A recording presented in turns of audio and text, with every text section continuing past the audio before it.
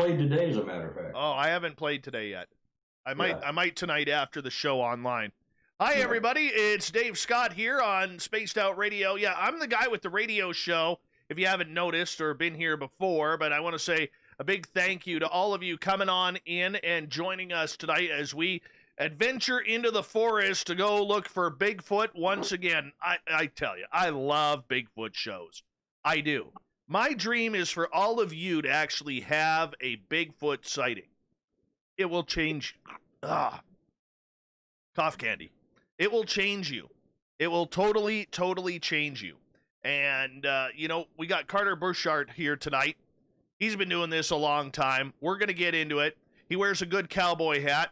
He also is one hell of a poker player. He's played in the World Series of Poker a couple of times. So if we all of a sudden get into a poker tangent, do not blame me. Well, you can blame me because I may take the conversation there. I don't care. This is my show. Anyways, let's say hello. Let's do the roll call here. Hi, gorgeous Kimberly. How are you? Renee, you're looking stunning tonight. Spudgerino, good to have you here. Good morning to you in the UK. I'm holding back a sneeze right now. Hold on.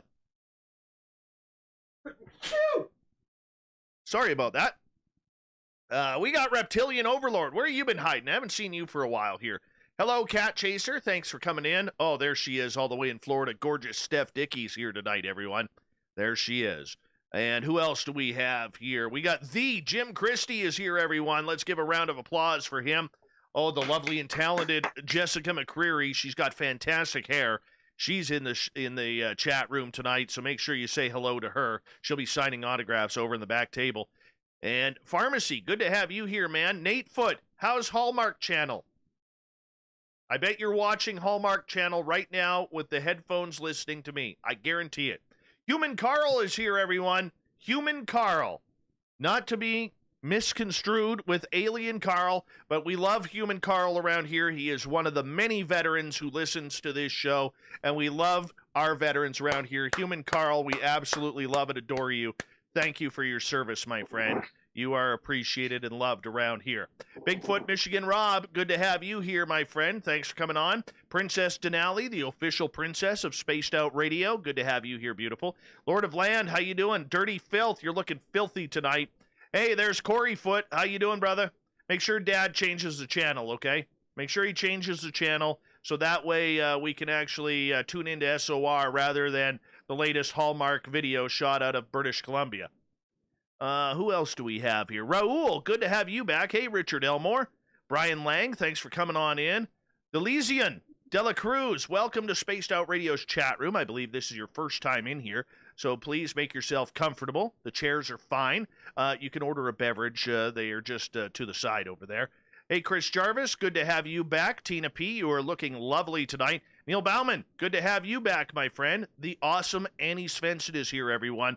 Sovereign, how you doing?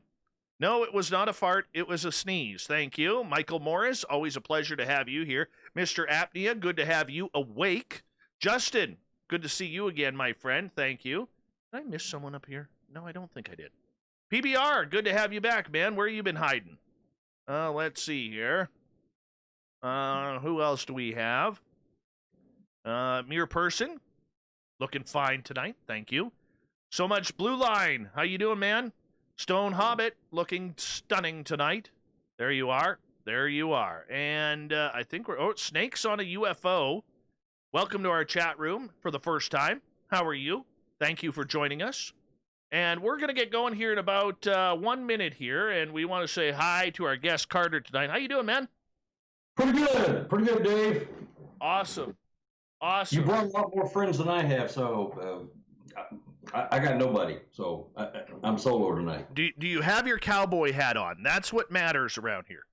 No, I don't, but I'd be glad to go into my bedroom and get it, but you can't see me. Well, no, that's fine. That's fine. You know, we'll let it slide right now. Hey, Drake, how you doing, man? We are about 30 seconds away from launching here, guys, and we're going to have a real fun time tonight. Want to say to all of you that a great way to support this show is to hit the thumbs up button. Hit that subscribe if you are new, and don't forget to hit the bell because we are here every Monday through Friday at this time, and we'd love for you to join us in our chat rooms. Also, the super chat is open if you feel the necessity to do so. and we always appreciate that type of support. You can support our show by going to The Vault, facebook.com/The Vault. Here we go, guys.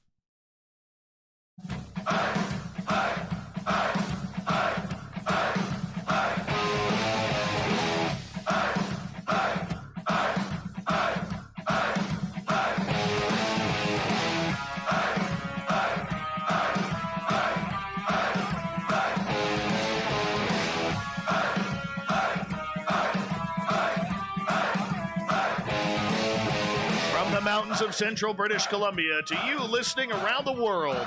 This, my friends, is Spaced Out Radio. I am your host, Dave Scott, sitting in the captain's chair of SOR headquarters. Thank you so much for tuning us in. We welcome everyone in our terrestrial affiliates around North America and digitally on TalkStream Live and Revolution Radio along with KPNL. If you want to take a listen to our archives, they are free for you. All you got to do is go to youtube.com/Spaced Out Radio. Do old Davey the favor, hit that subscribe button.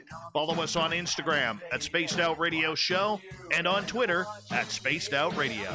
Our website is spacedoutradio.com. We have a plethora of features for you, including rocking out to Bumblefoot and reading up on Captain Shirt's SOR Newswire. Well, you know what? Check out our website. Actually, we just said that. Tonight's show is brought to you by Chive Charities. Help make the world 10% happier by visiting Chive Charities today. You can find them on our website. Carter Buschardt has been an investigator with BFRO for the last 11 years. Originally from Texas, he currently lives in Missouri. Yeah, still upset that St. Louis won the Stanley Cup a couple years ago. But he has over 75 reports to the BFRO website, has interviewed over 200 eyewitnesses who have had strange experiences. He is an experienced outdoorsman, trained as an investigator for MUFON. Apparently, he's one hell of a poker player. Played in the World Series of Poker a couple of times. We may touch on that. He's studied herpetology in college. Longtime interest, of course, looking after Sasquatch. What is going on with this big, hairy creature? Carter has a book out as well called Sasquatch, Evidence of an Enigma. Then at the bottom of hour number 3, I will bring you the SOR Newswire, brought to you by Paranoia Magazine. Mr. Carter Buschardt, welcome to Spaced Out Radio for the first time. Thank you so much for taking your time to talk Bigfoot with us. Absolutely thrilled to be here, Dave. Absolutely. Love it. Yeah, I love it too, man. This is one of my favorite topics. You know, I have seen 2 Bigfoot. I have been roared at, and I've actually heard them talking. So I am very passionate about this creature because, like everybody out there, I want to know what is up with the world's hide-and-seek champion, my friend. Well, if you've seen what the year 2020 has to offer so far, there's no wonder why they have nothing to do with this. You know, we're tearing the world up, and we're not ready for them yet, but they're trying to get us ready. Like you, I've seen them a couple times. All my sightings have been at night, through thermal cameras. I've seen them. I've heard them. I've heard chatter. I've heard verbiage. I've heard names called. So there's a lot more to them than everybody thinks. Just so much more. And that's part of the reason I put my book out, because, you know, after talking to hundreds of witnesses, oh my God, the things they tell you, you know, and once they have the courage to tell you, it blows your mind, some of the things they're telling you. And, you know, I believe most of the people. You can cut the sincerity.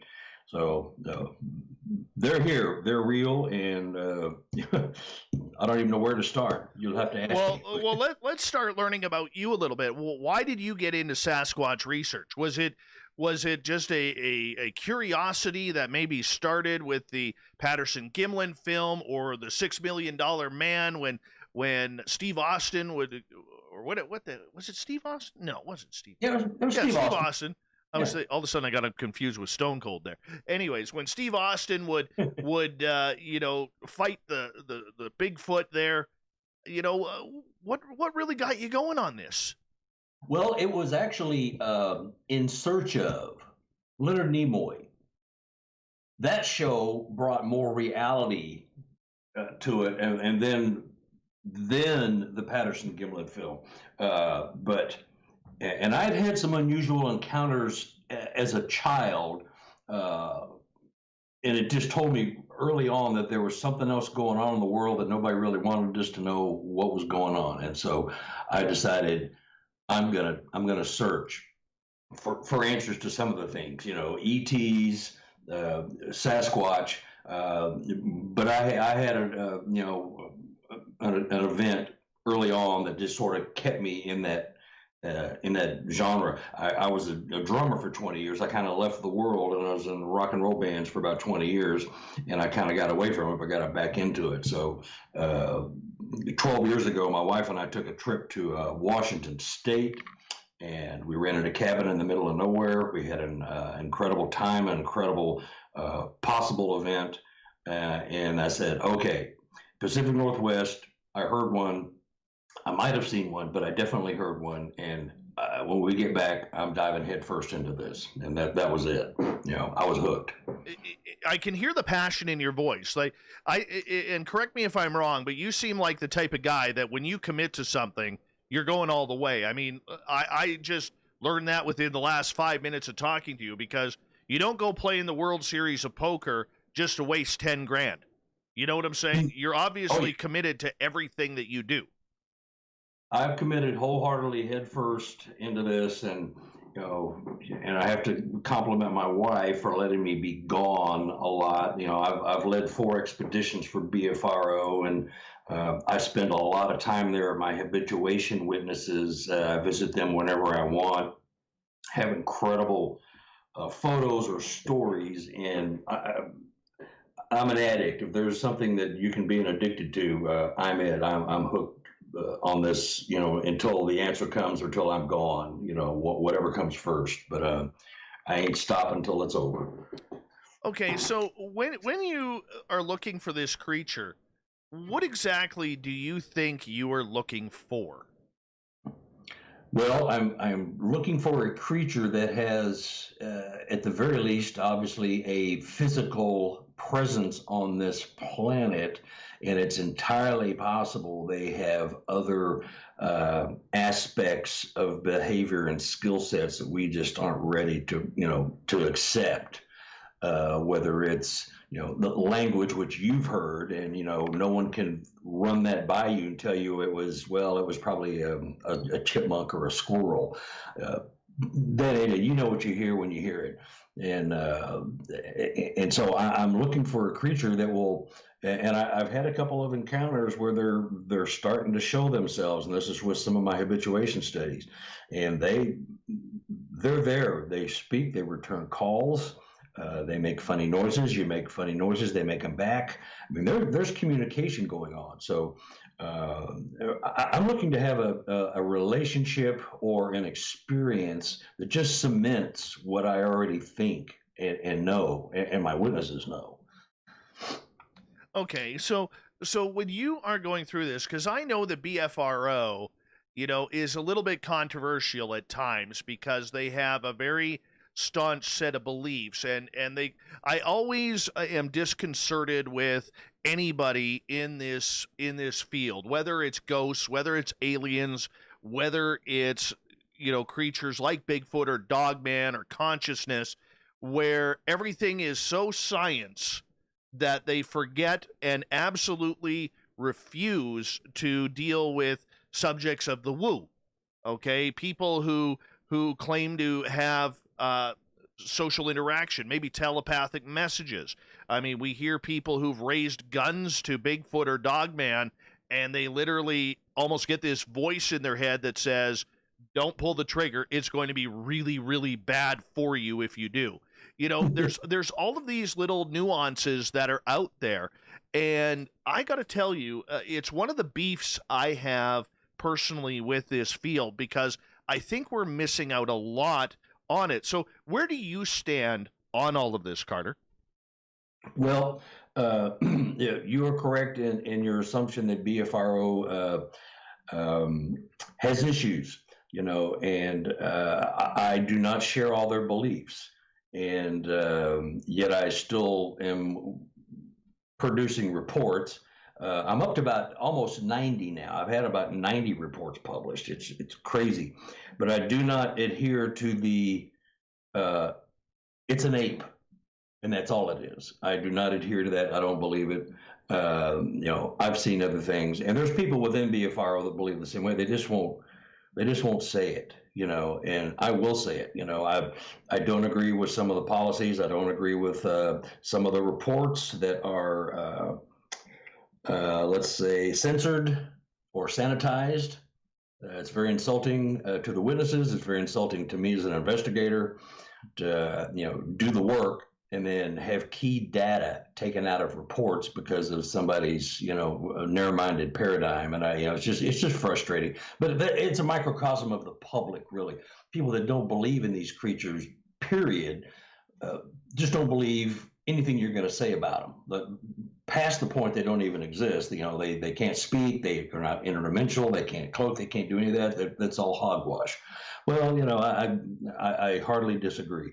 Well, my issue with it is, what you're doing or what a lot of the members are doing. And I've interviewed a few, and, usually, Carter, I'll be honest with you, I'm pretty hesitant on bringing in those type of people on this show, because when you are conducting opinion and not conducting science, or you're conducting opinion and calling it science, that tells me that everything that you have done is absolutely worthless. Yeah, that's a good point, and that's why it's insulting to me on my end, because just because someone tells you something fantastic doesn't mean it's not happening. I've got so many reports that have been sanitized and key stuff has been taken out and then published, and people are reading it, and they're missing key data. And my problem with it is that there are other witnesses who have some incredible tales, not just the road crossing, or I saw one while I was fishing and was wading in the creek, but some incredible detailed experiences that defy logic. And those people aren't hearing these reports because they've been sanitized and altered. And so they're looking for some reason to come forward. And, BFRO being the big clearinghouse, well, they're not going to hear it there. So where else are you going to get the courage to come forward if it's not there at the place that you're supposed to feel safe when you call in a report? Very irritating, but I'm just a grunt. And I understand that, but you do it because right now that's the best out there, and you need to be able to do that because you can't change it if you're not there. Yeah. No, it's absolutely right. And, I just had a call, I guess it's been almost 2 weekends ago, from a witness who was very irritated that his report had been altered. I had explained to him, said, well, I'm turning these reports in, and what they do to them, I have no control over it. Okay. And it's very frustrating, and he was not happy. But you know what? You're opening something up to the public here that I don't think a lot of people know. Okay, why would BFRO alter or change reports that their investigators have brought into the field? To me, that sounds like a cover-up. Yeah, that would be a good point. And the whole problem is, what is it that you're hiding? These people are telling you of an experience they had with a Sasquatch. So why are you taking out little pieces here and there when the whole fact that they saw a creature and had an interaction is right there on the table? But then they go in a little further and they tell you things, you go, well, that's just that. There's no way. Okay, so there's a Sasquatch and it exists. That's good enough. But the fact that they might do something a little off the charts, more human-like, or even more advanced than human, that can't be. Well, the whole thing's incredible. Why would you either throw the whole thing out or put the whole thing out there and let people decide? It's frustrating, and I expect any day, they're going to call me up and say, hey, we don't need you anymore. We're done. Just move on. Go do your own thing. Because that's sad, though. Hold on. That's sad, though, that they would edit you and other researchers. Who's making that call? Well, the big dog there, Is that Cliff Barrickman? No. Or Moneymaker? money maker. Bergman's not there anymore. Really, he has nothing to do with it. But Matt takes the reports and does what he wants to with them. So he is collecting, and I'm not trying to stir up crap here, okay? But this whole conversation is kind of leading it, and if you're a little uncomfortable with this, just let me know, okay? Because I can change the topics at any time. But if a lot of people donate money to this, and if they aren't getting the facts, and they are getting what Matt Moneymaker wants them to hear, that's really not conducive to very good business. No, it's not. And like I said, I have no control over it. And so I see my reports when I turn them in, and I see them when they're published. And I would say 90% have been tweaked in some way. And there's key things, even if it's just one thing, taken out, changes the dynamic, And I have great examples, and this guy was perfect example of why I wrote my book, because the crux of my book is we need to talk to these witnesses, we need to listen to them, and we need to consider everything they tell us. We don't have to believe it, but you got to consider it, because some of the stuff they're telling us that explain certain aspects where there is no other explanation. And they're telling us things. We got to listen to them and respect them. It may turn out that vein of research may not work. Like, okay, they can cloak, they can slip between dimensions, whatever. If you want to get, way out there in the woo thing, but if they're telling you that, and then person after person after person tells you the same thing, well, there's something there. These people don't know each other. They don't have anything to gain. They don't want any notoriety. They don't want any money. They don't want their name in print. They don't want anything. They just want to get it off their chest. They've had a life-altering event. I mean, seriously, Dave, some of these people are really affected and changed, and I'm not talking like, oh, wow, that scared me. But they're like, 10, 20, 30 years later, they're still sitting on stuff. They finally decide to say something that's affected them that deeply, and the ridicule. And so when I put this stuff out there, only to have it sanitized, well, it's insulting. It's insulting to them, really. Me, whatever. I'm just, out here on foot doing my thing. But the witnesses who finally got the courage to come forward, then their reports are all chopped up and dismissed and ridiculed, and that ain't fair. That ain't right. There's something wrong. Something very wrong. That is, I got to be honest with you. I'm very disappointed to hear this news, Carter. Very disappointed. I had my suspicions. Okay, I had my suspicions, but I am very disappointed in hearing that the BFRO is actually being run this way. I mean, so Matt Moneymaker runs it. Who's underneath him on this board of governors that is allowing this to happen? Well, either yes men and women, or people who have adopted the same philosophy, if you want to call it a philosophy, for whatever reason. I really can't tell you. I don't know for sure, but I can absolutely tell you it's happening. And I've got copies of all my reports before they were turned in, so I know what was there and what was put in. Now he'll just say, "Well, you're gullible. You believe anything." I said, "Well, no, I won't. If I've had 90 reports published, almost 100 reports, that means I probably had 4 or 3 for every one that's been published that hasn't been published. So there's a body of work there, and there's something going on, and it ain't fair." And this isn't the first time I've brought this up and been asked the question, and I've been very honest when I've been asked it, because I got nothing to hide. If I'm not a member of BFRO tomorrow, so what? They could take me off the flats list and I can't look at reports anymore. Well, I'll just move on, because what's happening isn't right, So it's a source of frustration, and a lot of people know it, whether they'll admit it or not. They'll just, they don't want to rock the boat. They want to have access to the database, Well, at some point, that's counterproductive. You know? How many researchers of BFRO are sharing your frustration? I couldn't say exactly. I would say there is probably, I'd say there's around 300 or so, 400 investigators. I could look it up here if I wanted to.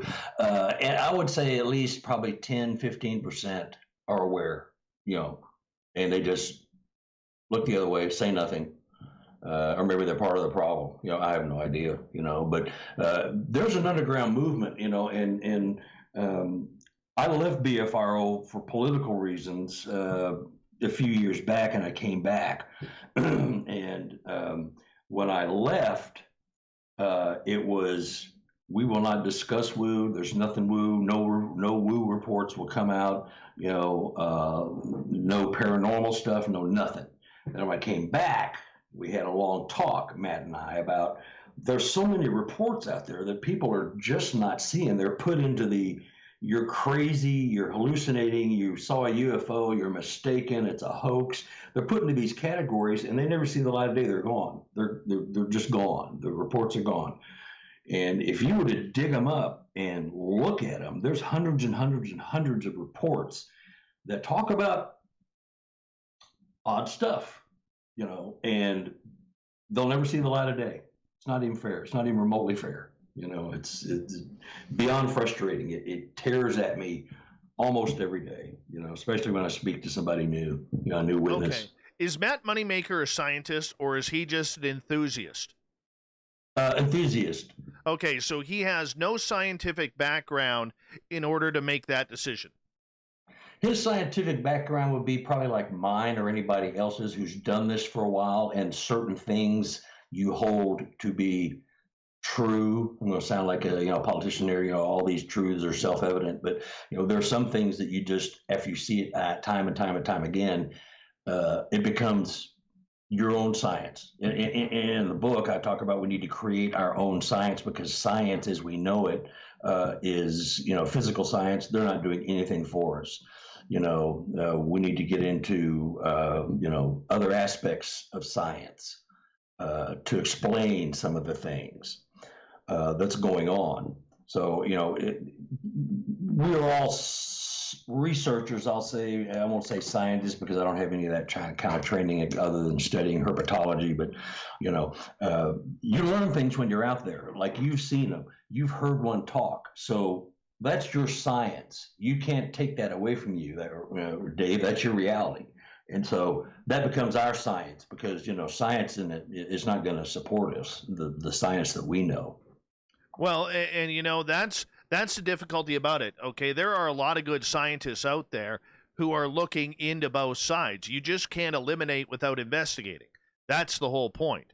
That, you know, I've talked to a lot of brilliant scientists on this show, and the majority of them all agree that if you were eliminating before investigating, there's nothing scientific you were discussing or investigating. That's it. Yeah, that's true. Carter, I'm gonna get you to hold on right there, because we are going to go to break tonight. You've got me all fired up, and I love it, man. I absolutely love it. Sasquatch investigator Carter Buschardt is our guest tonight. Oh, we're going to get into some stories. I got to hear some woo. I needed an injection of woo here tonight, everyone. And we're going to get Carter to deliver it right here on Spaced Out Radio.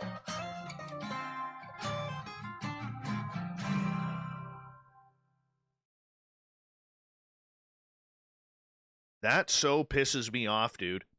I could rip his head off. Yeah. Seriously. Are we on the air? Are we off? Oh, well, YouTube is listening to us right now, but, you know, so just edit yourself, because they will, like I said to you earlier, we are hot to mic. Yep. Well, yeah, it's a serious bone of contention, you know, and I brought this up on several other shows, and I'm still there with BFRO. I could be gone tomorrow, you know, it's just, you know, I expect it, but I can't even begin to tell you, you know, the frustration of it all, you know, and I could tell you this one report that really packs it home. Well, you know, save that for the show. Oh, save that. You know, I got real offended. I heard my first BFRO Canada speaker, uh, 2 years ago now. And this guy, I was just going, I had to leave because I was speaking at the conference right after him. And he kept on calling it the big hairy monkey, the big hairy monkey. And then he started insulting people who have the woo that happens with it. These people can't control that. They can't. No. And to smack them across the face, he killed my audience, the prick. I mean, he had a fantastic beard. The guy had an amazing beard, but the way he was insultive of the creature and of people's experiences was dumbfounding to me. And by the way, I do have, if you do leave BFRO, I have a really, really good team in Washington State that would love to add you to their group, man. Oh, in a heartbeat, I love the access to the database. The one thing Matt did is created the BFRO.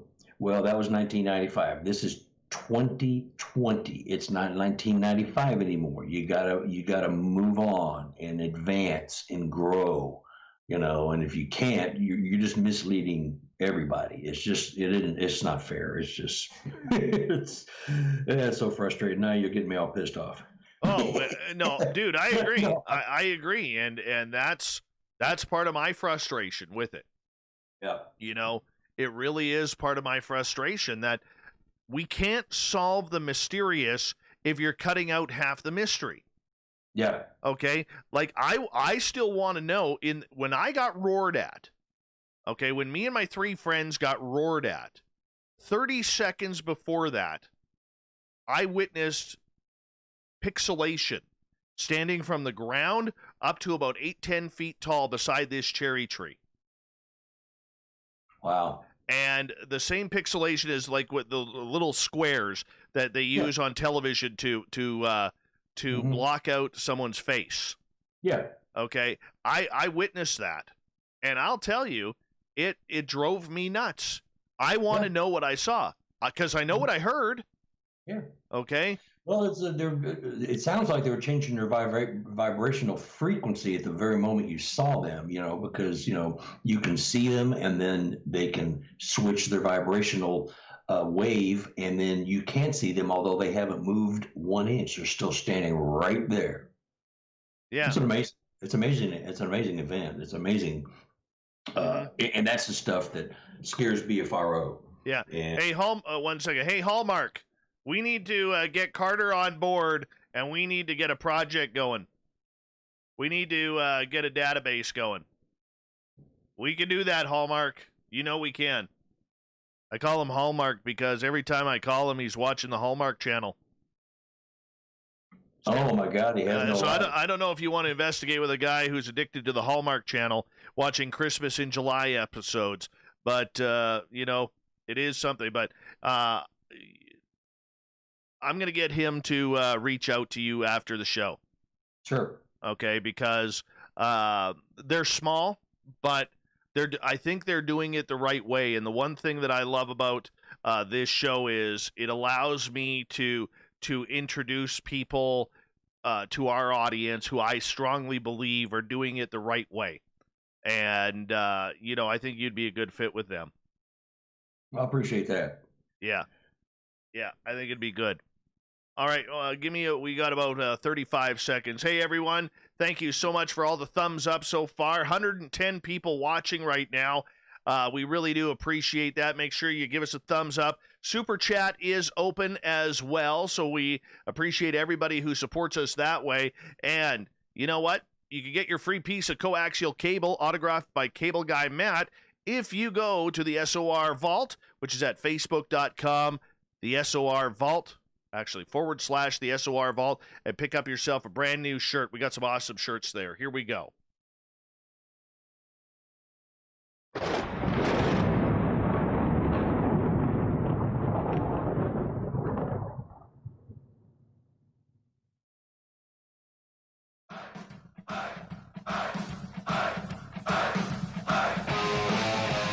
Second half hour of Spaced Out Radio is now underway. My name is Dave Scott. Thank you so much for joining us. Really do appreciate you taking the time. I want to remind you that if you've missed portions of this show or others, check out our free archives by going to youtube.com/Spaced Out Radio. Do me the favor, hit that subscribe button. Our website is spacedoutradio.com, where we have a plethora of features for you, including rocking out to Bumblefoot and reading up on Captain Shirk's SOR Newswire. Follow us on Twitter at Spaced Out Radio and on Instagram at Spaced Out Radio Show. Before we bring back our guest in our Spreaker chat room, Matthew, welcome to the show and happy birthday to you, my friend. From all of us at Spaced Out Radio, make sure you have yourself just a wonderful day. Make sure you get some tinfoil too, because we are very close to Black Friday, people. Very close to Black Friday, and this Canadian definitely wants to see some gloves dropped here. Make sure you turn your cameras horizontally, not vertically, please, and thank you. I will be watching. Carter Buschardt is our guest tonight on Spaced Out Radio. We are talking about Bigfoot, Sasquatch, and right before the break, we got into a real interesting conversation. So if you're tuning in late, you're definitely going to want to hear the first half hour talking about the BFRO, an organization that Carter is a part of, but the way that they are censoring reports because of the woo factor. Can you believe that? They're censoring reports because of the woo factor. That's terrible. It's a lack of research. Carter, welcome back. Thank you. Well, here's an example. And this kid lived in Texas, and he went up to Oklahoma with a couple of buddies when the COVID thing first hit, and decided just to get away because all the stuff is, how crazy it is right now. It was just starting back then. But he went up to Oklahoma to go camping with a couple of buddies.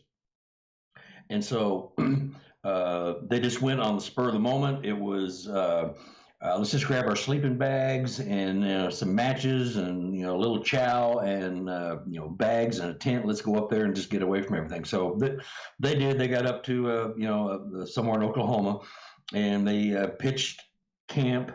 It was raining on and off, so they decided to build a fire so they'd have some kind of warmth and dry place to hang out. So they gathered some rocks, made a rock ring, and made a fire. Well, they decided to go to bed because the rain got too bad, and put the fire out. So they went in and went to sleep. At exactly 1:19 in the morning, and I know that because the guy didn't have a watch, he was telling time with his phone. He hears this bam, bam, bam. He's going, God dang, is that a woodpecker? What the heck? That was loud. So he's up, and when he gets up, his other buddies get up. Long story short, over about an hour and a half, they hear 5 sets of 3 knocks. Bam, bam, bam. One was 50 feet away. Bam, bam, bam. A couple of 100 feet away. Bam, bam, bam. Down on a holler. Kind of made a circle and came back around to their tent.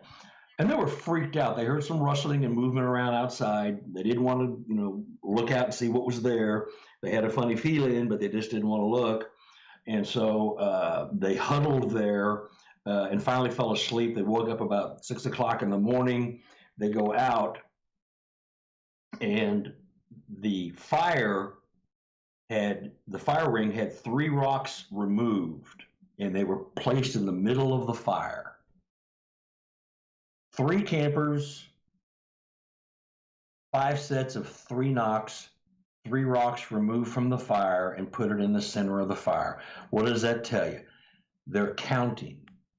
They are passing the word that there are other humans in the forest, and those 5 sets of 3 knocks with the intervals of around 15 minutes told all the other Squatch there was 3 humans. Oh, I gotta cut you off there. Just so you know, we don't squatch here. Oh, what do we do? Sasquatch or Bigfoot. I'll tell you that story in a little bit. Okay, so the Sasquatch, we're counting them. Even he said that. He said it before I did. And I'd already written my book, and I have a chapter in there about counting and knocking. Counting and knocking are all forms of language. But anyway, my report had the 3 rocks being removed, taken out of it.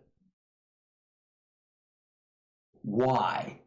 I mean, what possible reason would you have to take that out? what does it matter? It's an incredible report as it is, and the three rocks happened to be at the 10, 2, and 4, kind of like the Dr. Pepper. It was kind of that pattern. Cool. Upside down Yeah. triangle. So that was taken out. And so he called me a couple of weeks ago because I sent him his report, but he never looked at it. He's been deeply disturbed by his encounter. He's had a couple of encounters similar to this since then. One or two of them with the same guy, and another one was a different third person. He's heard voices. He's heard them talking to him. He was deeply troubled when he shared the report with his friends and family. They all mocked and made fun of him. Exactly what people are afraid of when they put themselves out there and tell their story. So why would they take that out? I wonder. You know what I mean? I mean, it's no other than it supports the quantum physics, the paranormal, the abstract concept of skills that we just won't accept, whatever. But it was taken out. Why would you do that? I mean, what do you think, Dave? Why would you take that out? There's no reason to. Yeah, I mean, there is no reason other than to further your uptight agenda of these are just dumb apes. Giving them a theory that they can count. And I do think they can count. I don't think they do it all the time. I think they do it in situations. It's situational type thing. When they can count, they'll let other Sasquatch know that there are other humans in the neighborhood. Not that they don't know it already, but just in case, I'm going to send out a telegram and tell the other clan that there's some humans in the woods. So that's just one example. And that's probably minor in the scheme of things. I've had other reports where, the woman heard her name called out, clear as bell, and that was taken out of the report. Her name was taken and spoken by a creature in the forest, and she heard it and her husband heard it. And the thing was, it called her by her nickname that her husband calls her, not her birth name. So it was even a little bit more unique. That was taken out of another report. It goes on. It's just like, what is your problem with the fact that these might be something we just don't understand? I mean, it just, it goes on and on. And if anybody wanted to be honest with you, that was in BFRO. I mean, I've had people tell me, oh, he's been doing that for years. Well, I'm a boots on the ground researcher. I'm out interviewing people. I'm researching. I'm doing my gig, and I don't have time to sit there and wonder if you're sanitizing my reports until I find out you are. Then all of a sudden, oh my gosh, not hurting my feelings, but the people that are trying to get this off their chest can't come forward because they don't hear other reports like that because they're getting sanitized. I mean, it's just a vicious circle. It's mind numbing. I'm getting all worked up, so I got to. Well, no, you can get worked up here because obviously you need to vent about this. This is frustrating to you. This is something that you and your fellow colleagues are very passionate about, and you're being edited. I mean, that's not cool. No, it's not. It's not. But there's great tales out there. I've met some wonderful witnesses that are that I can call them my friends now. I mean, we have regular conversations. I go out and see them a couple times a year each. I'm talking about habituation folks that have families living on their property, and so it's a pleasure and an honor to go out there and experience whatever is going on. I take very little equipment with me because they don't like equipment. They don't seem to mind tape recorders too bad, but I just sit there on the porch or the deck and do whatever they're doing and listen and enjoy and join in and experience it. It's fascinating. It's just fascinating. And if there's any part of the woo that I haven't seen yet or heard, I'm just hoping that I get the pleasure of experiencing it, further. And the door's wide open for me. Well, I mean, with the reports that you've had and heard over the years, tell us another one that has some real high strangeness to it. Oh, the high strangeness. Well, there was a report. It was in, I think it was Washington State, up in your neck of the woods. It was 2010. A woman was driving home through a forest there. I can't remember where it was. It wasn't my reports. I was reading it. And she heard something saying in her head. It was mind speak. I just want to be left alone. I just want to be left alone. She heard this several times. Then, as if on cue, she sees a squatch running across the road. Sasquatch, right? A Sasquatch? Sasquatch. Perfect. I'm so sorry. Left to right across her front of her car, 50, 60 feet across, and disappears into the woods. And she's going, well, that was odd. And then she comes around a curve in this forest, and there's like 4 or 5 tactical officers. She called it a SWAT team, was out there, and they were obviously looking for something or somebody. And then at that very moment, she heard again, I just want to be left alone. In her head. And it was like loudspeakers in her head. She said it was loud and clear, and it was unmistakable, and it was a male voice. And when she heard that, the next time she stopped and pulled over and went and talked to the cops. Hey, what are you looking for? What's going on? And they just looked at her. They didn't say anything. I said, well, we're investigating something that happened over here at the house. You just need to go on and go about your business. And that was it. But it was nothing other than what it was. She's not a psycho. She's not on drugs. She's just a woman going home from a late night shift, and she hears this voice that she's never heard before.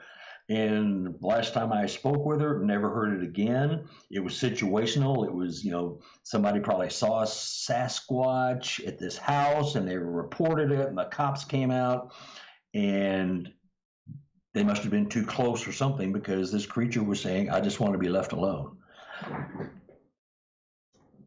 What do you say to that? So there's two schools of thought. Well, she's a nut, and that goes into the circular file, never to be seen or heard of again, or there's something to that. And you add the other several hundred reports of mind speak just within BFRO. There's something going on. It's nothing other than what it is. It's just like, why would you sanitize this? I just don't understand why you just sweep that under the rug. It's just insulting, and it's a lying to the public, and it just, and there's reports like that all over. You hear them from other sources, non-BFRO sources, Oh, there you have it. Wow. That's just absolutely incredible. Carter Buschardt is our guest tonight on Spaced Out Radio, talking Sasquatch. So in your opinion, you personally, what do you believe this creature is? I believe they are possibly a multi-dimensional creature that has skill sets we are just not prepared to acknowledge or even believe, because it all sounds like sci-fi. Here's why I think that, and it's a hypothesis, but these creatures, either we're going into shock, like PTSD or some form of shock, when we see these creatures and they appear to disappear or cloak or slip between the fabric of one of the, 11 dimensions that science agrees might exist. So either they actually have these skills, or we're in shock and we sort of hallucinate the skill because we can't explain any other reason why they would just disappear or cloak. So it's one of the two. It's nothing. It could be something in between, but it's nothing other than it's either A or B. It's not like 8.2. There's something going on, and enough people who are otherwise rational, tax-paying, working, intelligent people would not be telling you this stuff for fear of ridicule unless they had something to tell you, because they need to get it out of their system. It eats at them, and they got to tell you. And a lot of my conversations start like this. After they tell me their Sasquatch sighting, they go, well, here's something you're not going to believe. So that's what you want. That's the juice you want. That is the juice you want. And what they're doing, I'm finding as I talk to people, is that they're kind of feeling you out and see if you're going to spit it right back at them.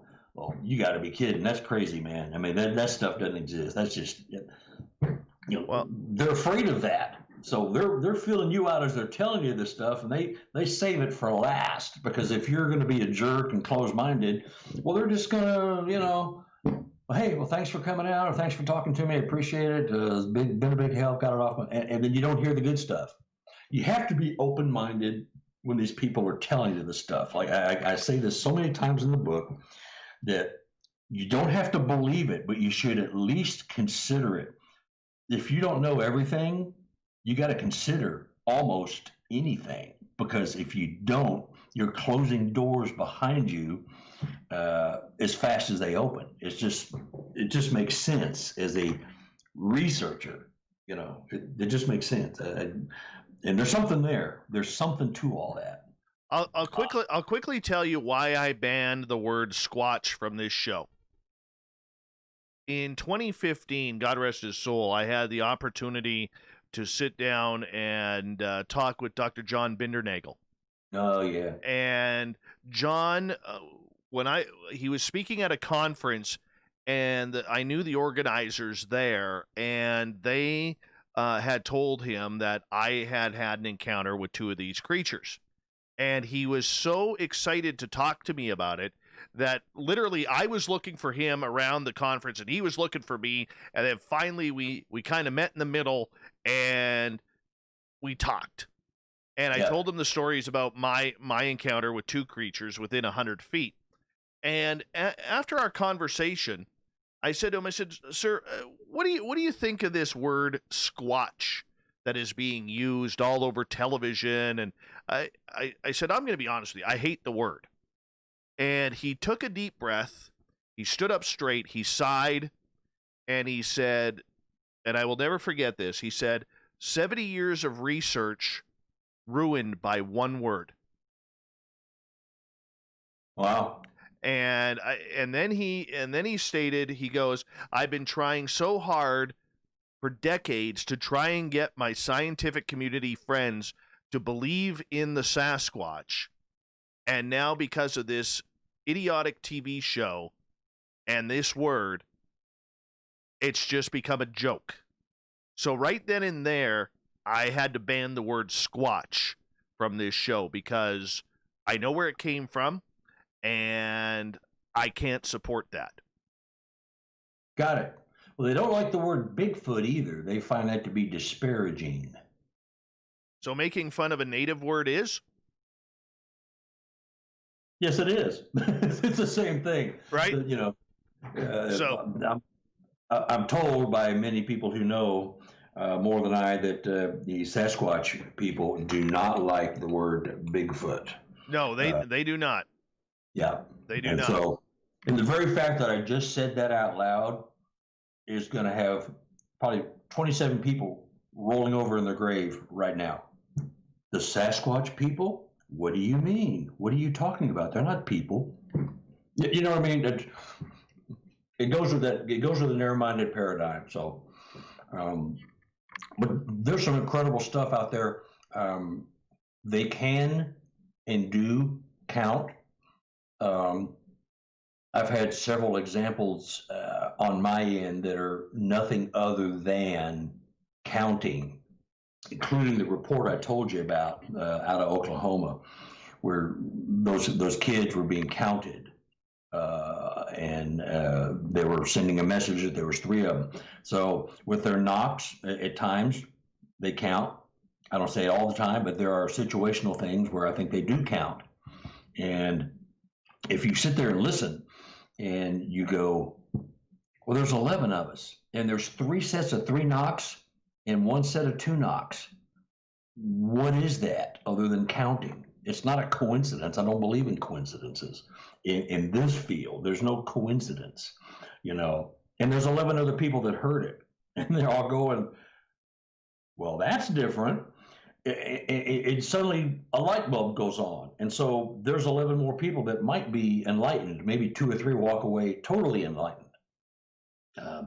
But it's in there, and it happens. And the structures are a form of language. We have our stop signs and round circle with a red line through it that don't do this, don't do that. Well, these structures mean some of the same things. They are a language. They're not.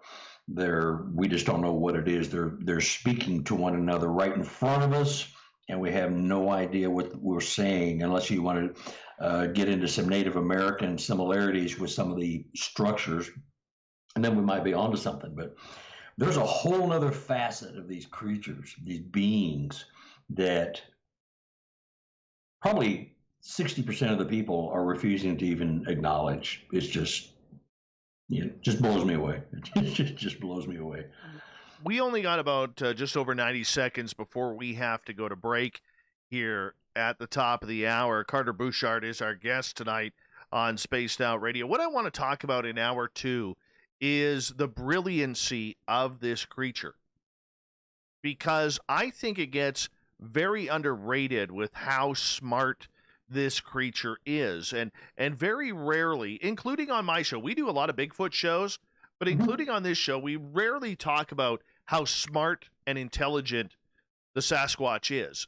And I'm curious to get your opinion on that, Carter, when we come back from the break. But when you are searching for it, what do you do to prepare yourself? We got about a minute. Well, it depends on who I'm with, of course, but I prepare myself by preparing the people I'm with, and sometimes the people I'm with are preparing me. If they're my habituation folks that are going to say, well, lately we've been hearing this and that, but I tell everybody, and I do this myself, I open my mind up. I say, I want to get to know you. I want to think positive thoughts. I want to know who you are. I'm flattered to be in your presence. I tell everybody else, don't show any fear. I don't go banging on trees and whooping. Just sit and listen, and be respectful of them as people, because they are a people, or they are, sentient beings, if you want to go to that, description. But I just prepare myself by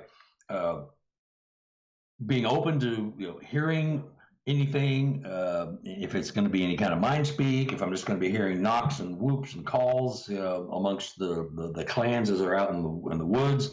I just prepare myself for that eventuality, and I try to remain respectful. I don't carry a gun. I carry a small pistol in my car for protection. I'm more worried about humans than anything else, but I'm not a hunter, never have been. Don't want to shoot one. I'm a non-kill person. And so I prepare myself mentally to be respectful, like I'm visiting somebody's house, because right. I'm going to cut you off right there, because we do have to go to break here at the top of the hour. Bigfoot talk with intelligence, smarts. Let's find out with Carter Buschardt in hour 2, coming up next on Spaced Out Radio.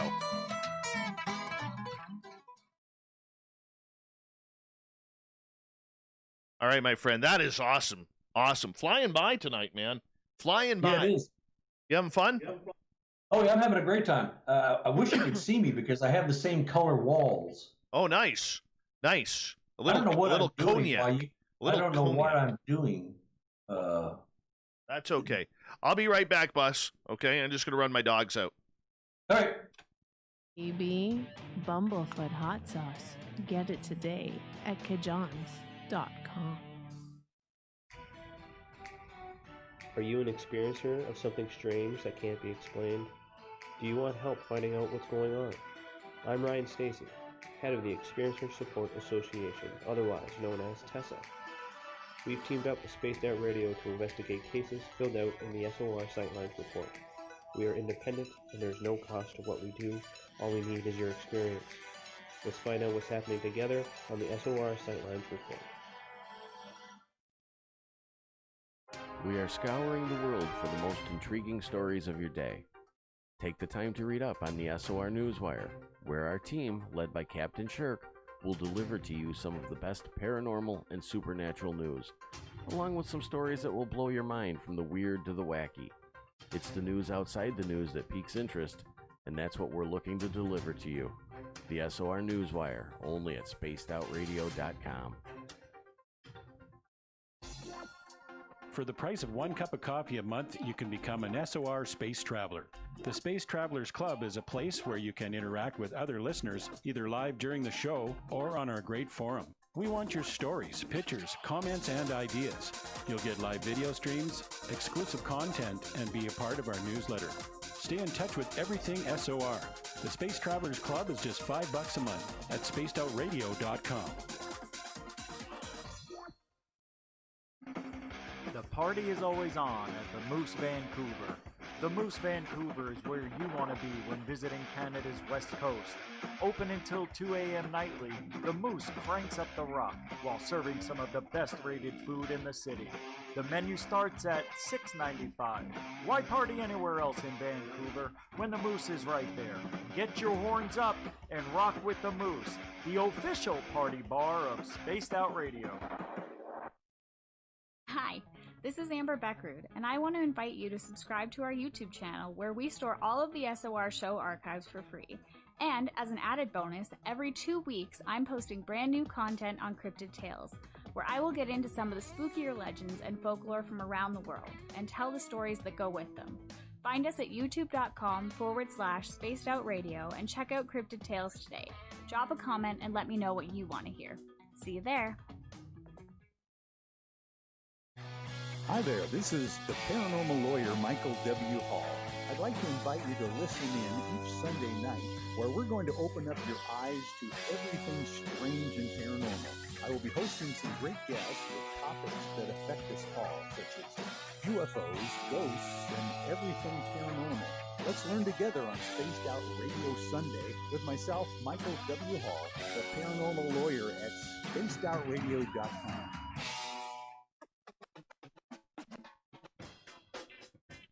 The SOR Vault is open for business, and we have some cool swag for you to pick up. All you have to do is head over to our website and click on the SOR Vault. You have a variety of cool logos to choose from, and put them on anything you want. T-shirts, hoodies, hats, coffee mugs, you name it, we can get it to you. So do your shopping by supporting the store you love. Get your Spaced Out Radio swag at the SOR Vault today.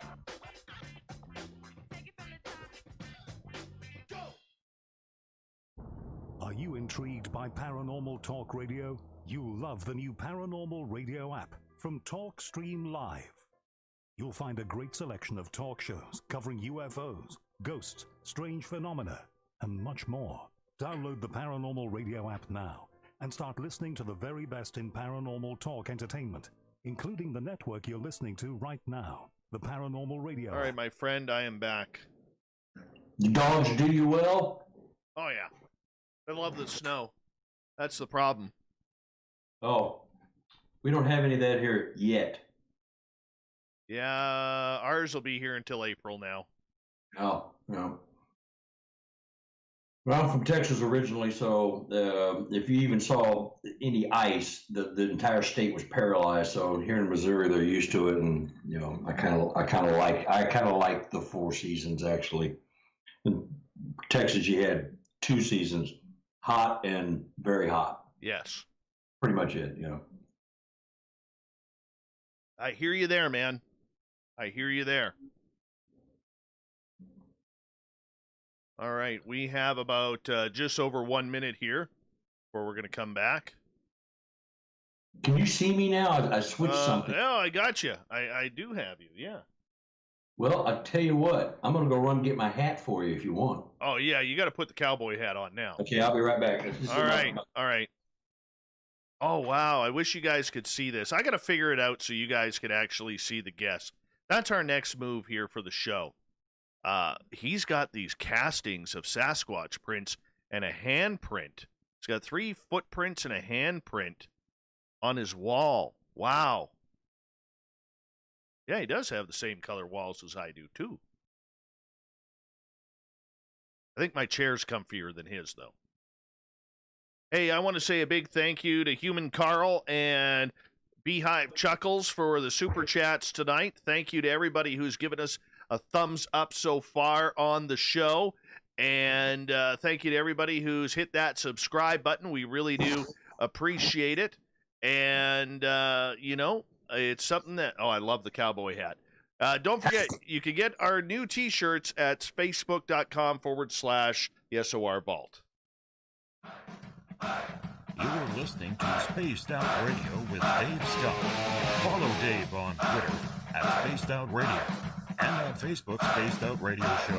Hour number 2 of Spaced Out Radio is now underway tonight. Thank you so much for taking the time to join us. We really do appreciate you tuning us on in. We welcome back everyone listening in on our terrestrial affiliates around North America and digitally on TalkStream Live, Revolution Radio, and KPNL.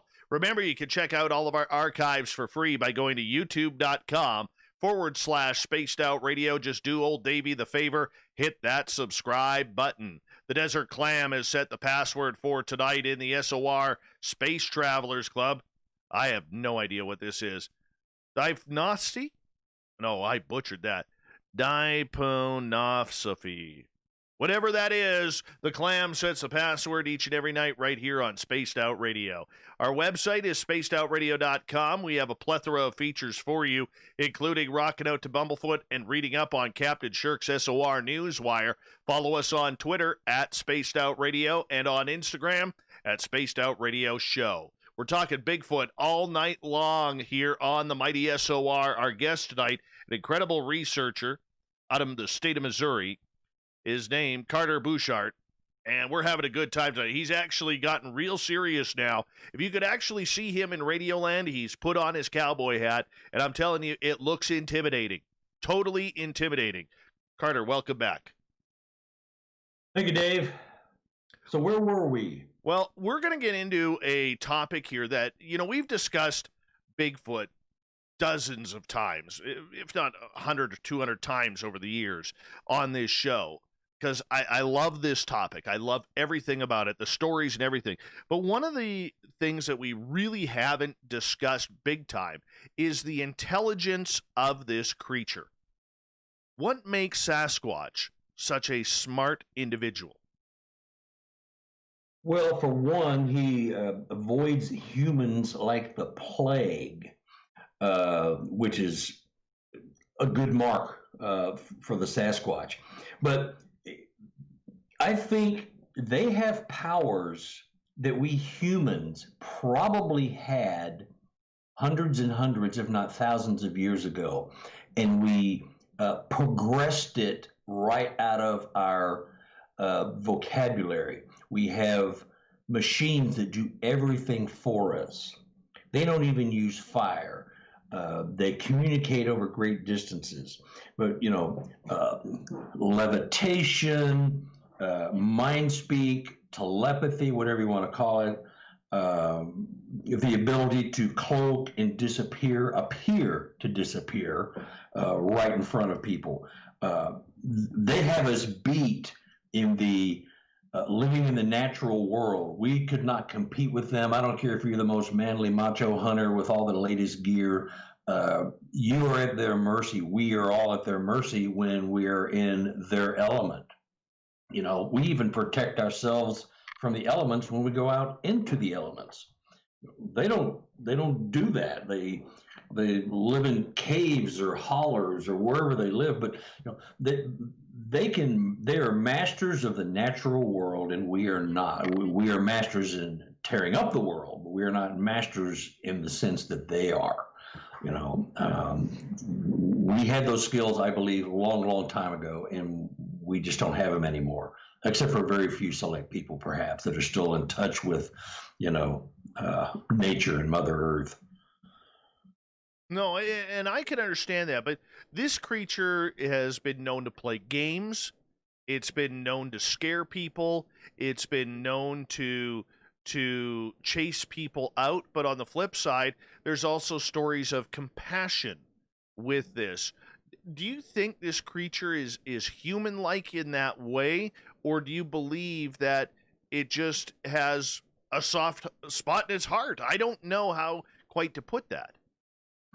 Well, there are a lot of tales of it doing very altruistic things with humans. Someone's been in a car wreck or injured in the woods, and they've been carried to safety, pulled from wreckage and laid out by the side of the road away from the car that ends up bursting into flames. There's all kinds of stories. You're not just a brute ape if you have compassion for your fellow living beings that are sharing the planet, and they're all that and more.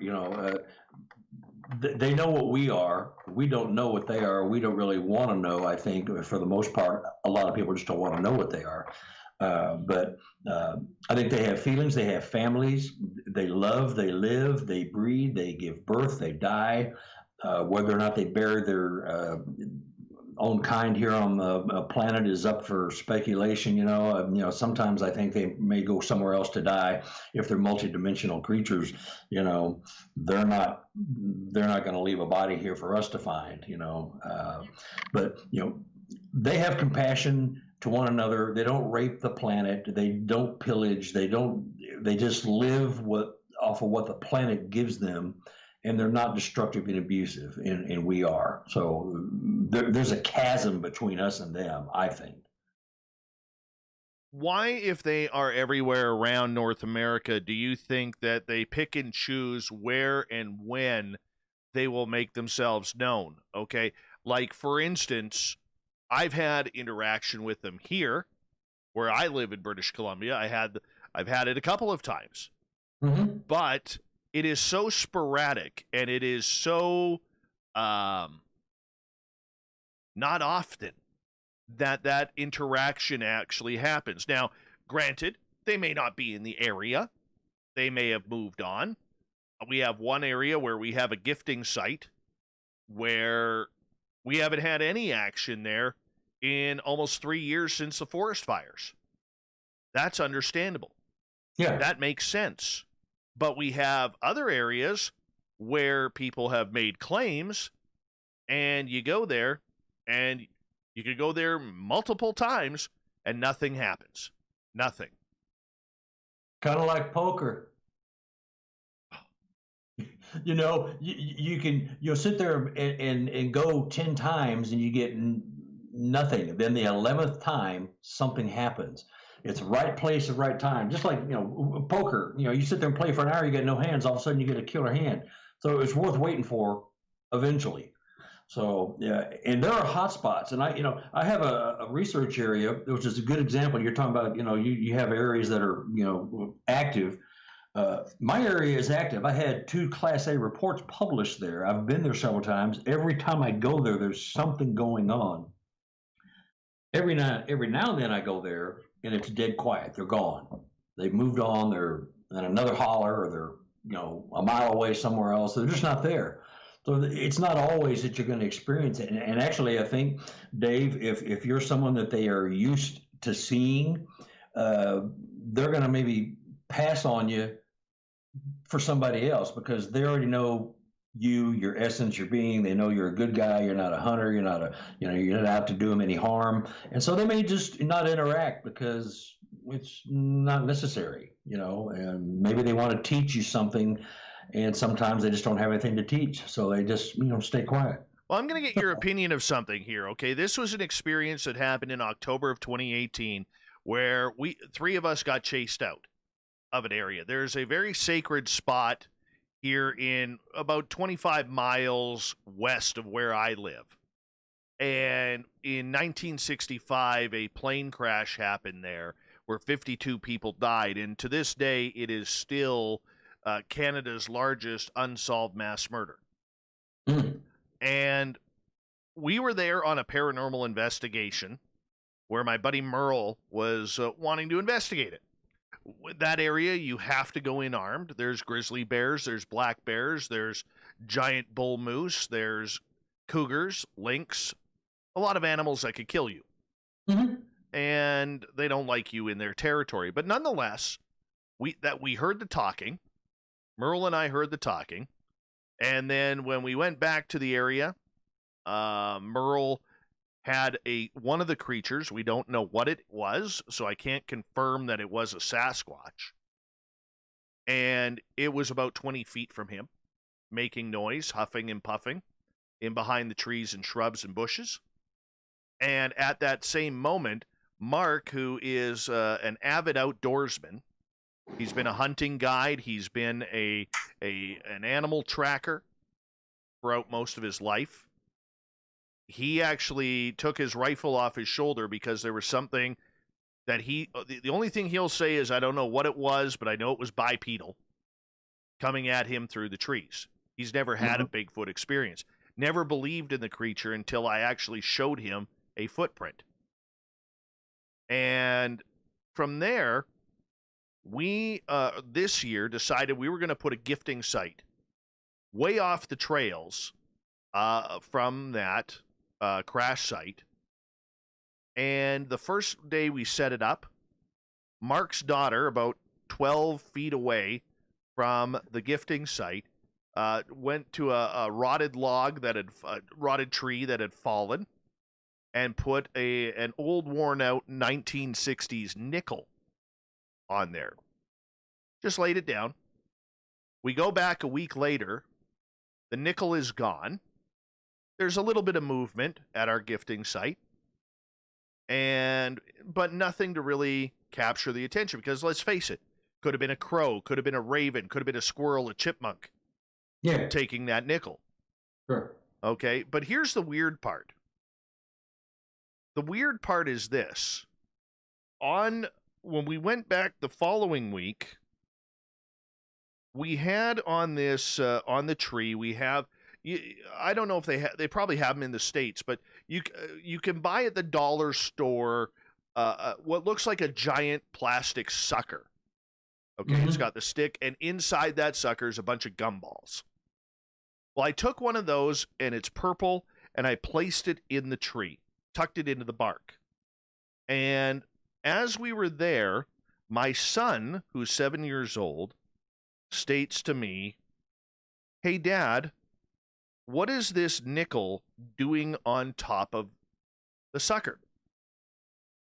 Boom. Well, here's the issue. The nickel that was found, I'm showing you a picture of it here. The nickel that was found is a 2019 nickel. And I was talking to a couple of scientist friends of mine about this, showed them the pictures, and the one scientist, who we call Science Bob around here, actually made a comment about, he goes, "Dave, don't you find it's weird where the nickel was placed?" And I said, "What do you mean?" Because I do. And he stated point blank that a human could put that nickel there, but the human reaction is going to be any strong wind or rain or even snow, that nickel is going to fall. So a human is more likely to put that nickel in a place where it's not going to fall. It's going to be safe. And the coincidence of a nickel as well, considering a nickel was taken to be replaced by another nickel, is odd to me. Or just a really, really weird coincidence. I'm curious your thoughts. No coincidence. That it's a level of communication. When they do that, they're telling you, I know what you did. I'm communicating with you. I'm responding in like kind. So that there's no coincidence in that. I mean, I don't think you think there's a coincidence, really, because it takes a high level of intelligence to pull that off. Because if it was just a dumb creature, well, I'm going to go find any shiny object I can and throw it on there, or why would I take it and place it on this little gumball. I mean, that is specific active intelligence and nothing but.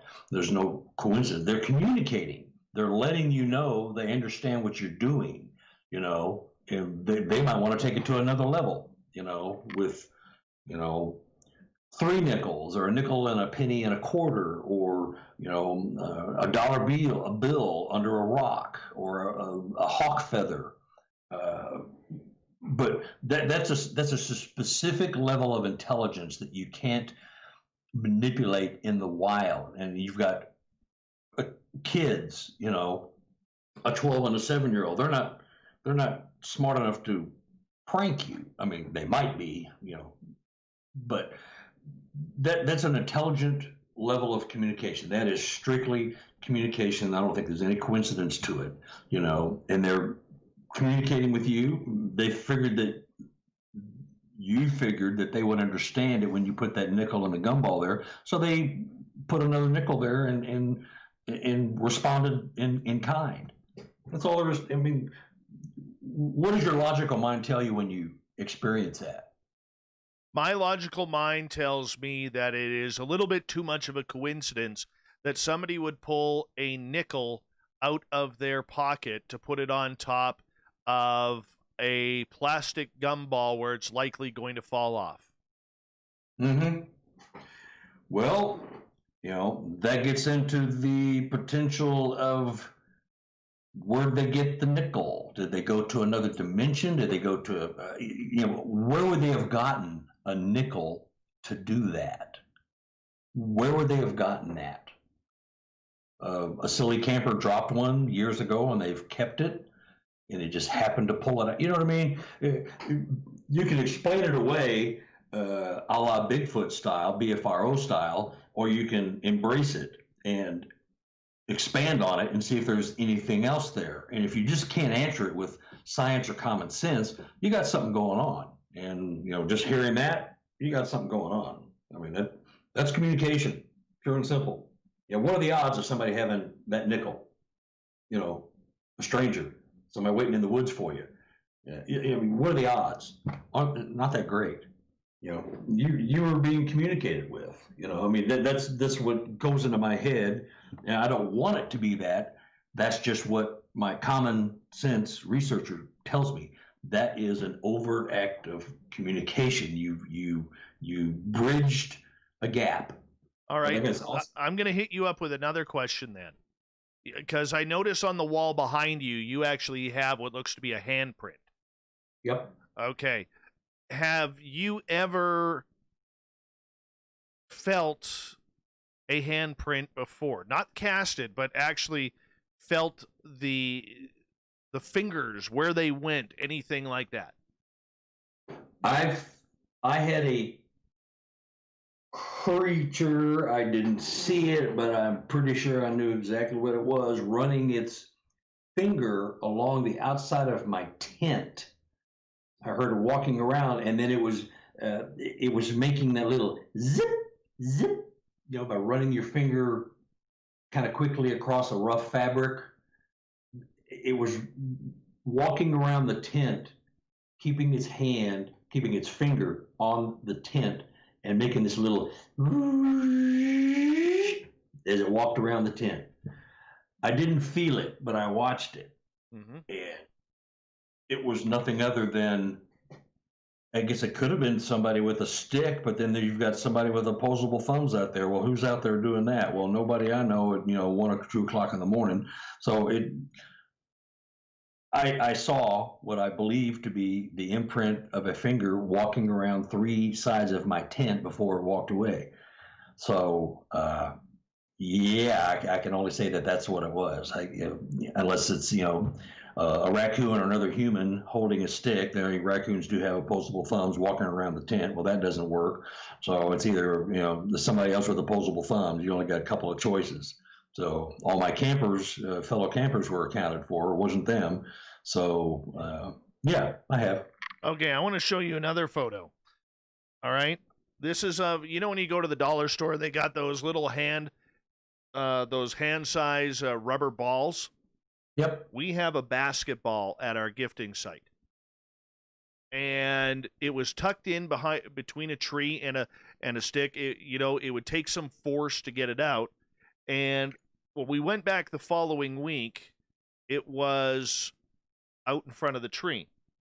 And when I picked up the ball, this is what I noticed, which was dirt. Now, to me, that looks like fingerprints. Mm-hmm. I'm not saying they are, okay, but it looks like fingerprints. And I'll show our YouTube crowd here in a second. But here's the interesting part about it is it felt very greasy. Okay? It felt very greasy in regards to I accidentally wiped it off. Because I tucked it to my jacket trying to get my camera. My hands were cold, and it wiped off. But it was like an oil. It was like an oil that came off. Have you had experiences with or does Sasquatch, in your opinion, have like greasy skin that comes off with handprints? I believe they do. I believe they're just like us. We have oils and secretion, so I can't imagine that they are not similar to us in the physiology with some of that stuff. The hair follicles, the greasy hands, the fingernails. There's so many similarities. The body fluids. The waste, the urine, and everything. They have everything that we have, so why would they not have greasy hands? Of course, it could have been that they just eaten, a greasy piece of moose and then they grabbed the ball. I mean, who knows? But I mean, I can't imagine they do not have some of the very similar physiologies that we have, including oil. My face gets oily, and I got oil and stuff on my face and my nose and stuff. And I've always had that kind of the skin on my face. So yeah, my face is oily. So why wouldn't they have that? I mean, why wouldn't? Yeah, like I'm not convinced that it's like 100% that it's fingerprints on that basketball, but I am convinced that something made that, because there was nothing on the ground in that area that would be oily. Yeah, unless there's something in the tree, like a larger creature that may have climbed over the ball, climbing up and around the tree and knocked the ball out, and it wasn't the Squatch, and that's what you saw in there. But then you just got to figure, what are the odds of a creature being able to pry that ball out of there, since you had it pinned in there pretty good? I mean, you have to just kind of do the math. Yeah. So yeah, the process of elimination, Occam's razor, if you want to go there, the simplest explanation is usually the best. If you try to explain it too hard, then it can't be that can't be the answer. Occam's razor just simply talks about the easiest explanation is usually the best. Right. Is usually, You know what? We'll continue our Bigfoot talk right after this on Spaced Out Radio, as we do have to go to break at the bottom of the hour. Having a great conversation tonight with Carter Buschardt. We're going to take some audience questions after this. So if you're in our chat rooms or if you're on Twitter, feel free to put your questions in capital letters. I will get to them for Carter coming up right after this. Bigfoot all night long on Spaced Out Radio.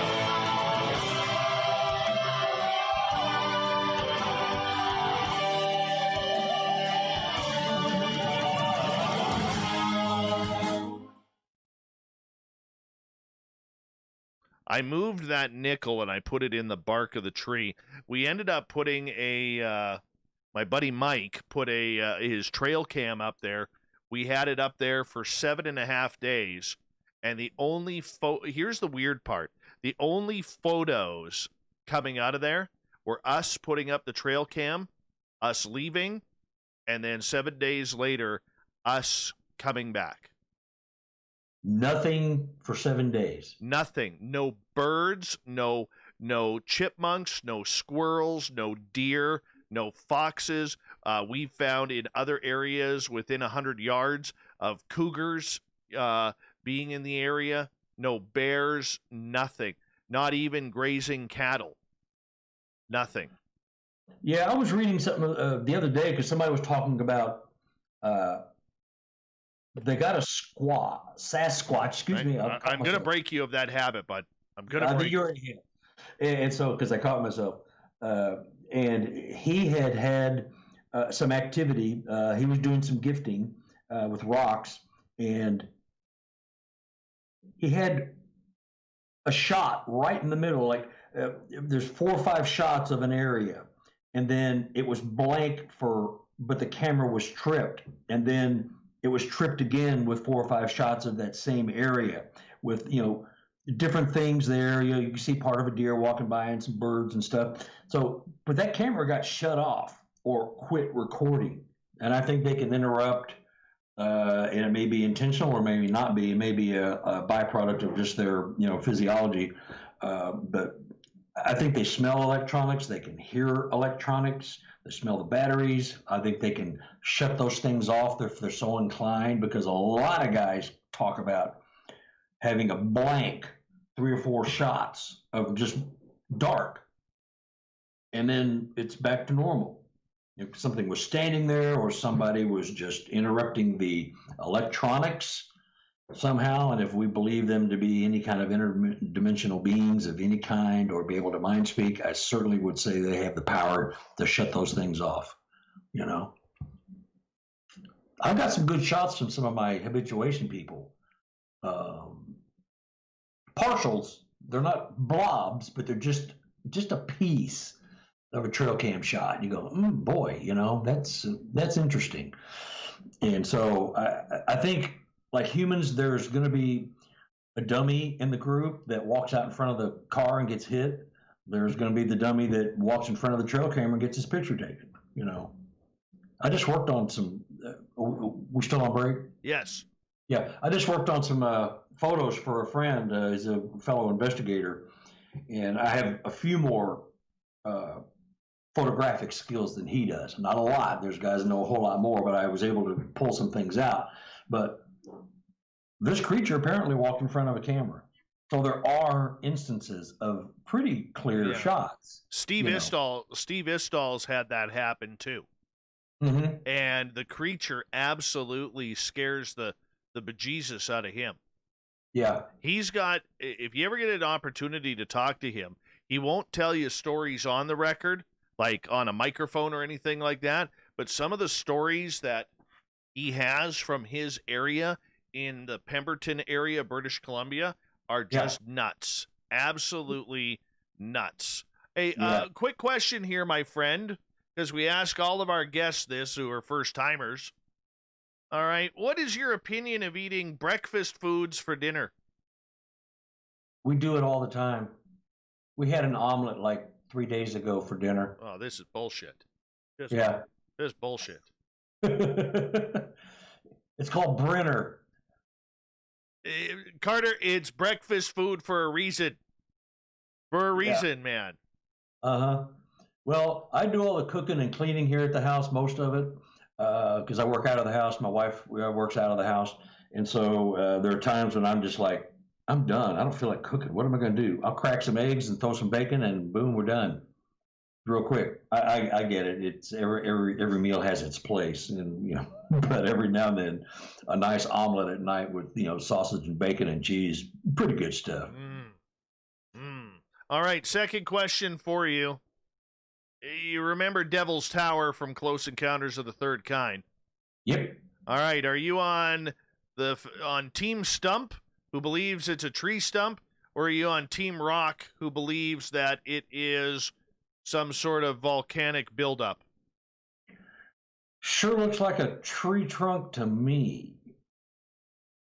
It really does. I said that when I saw the movie, and of course now there's maps of showing that tree goes, 3 miles into the earth and the root system and all that. And then there's other people that say that's a bunch of hooey, but sure looks like a tree to me. Perfect. That's the answer we needed there. You're 1 for 2. We'll be right back here.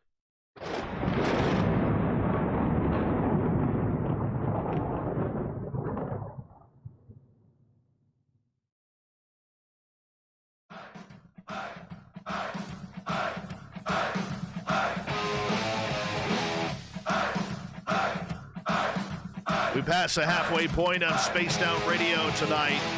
My name is Dave Scott. Thank you so much for taking the time to join us. We really do appreciate your time. We want to remind you that if you miss portions of this show or others, check out our free archives by going to youtube.com/Spaced Out Radio. Do me the favor, hit that subscribe button.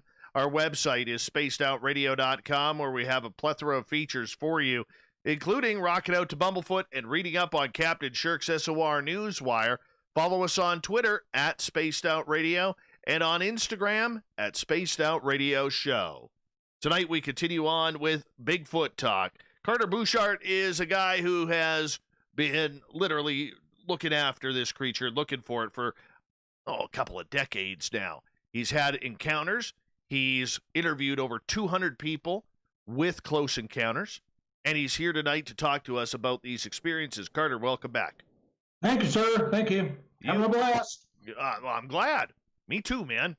Me too. Let's go to Kira's question right off the bat here.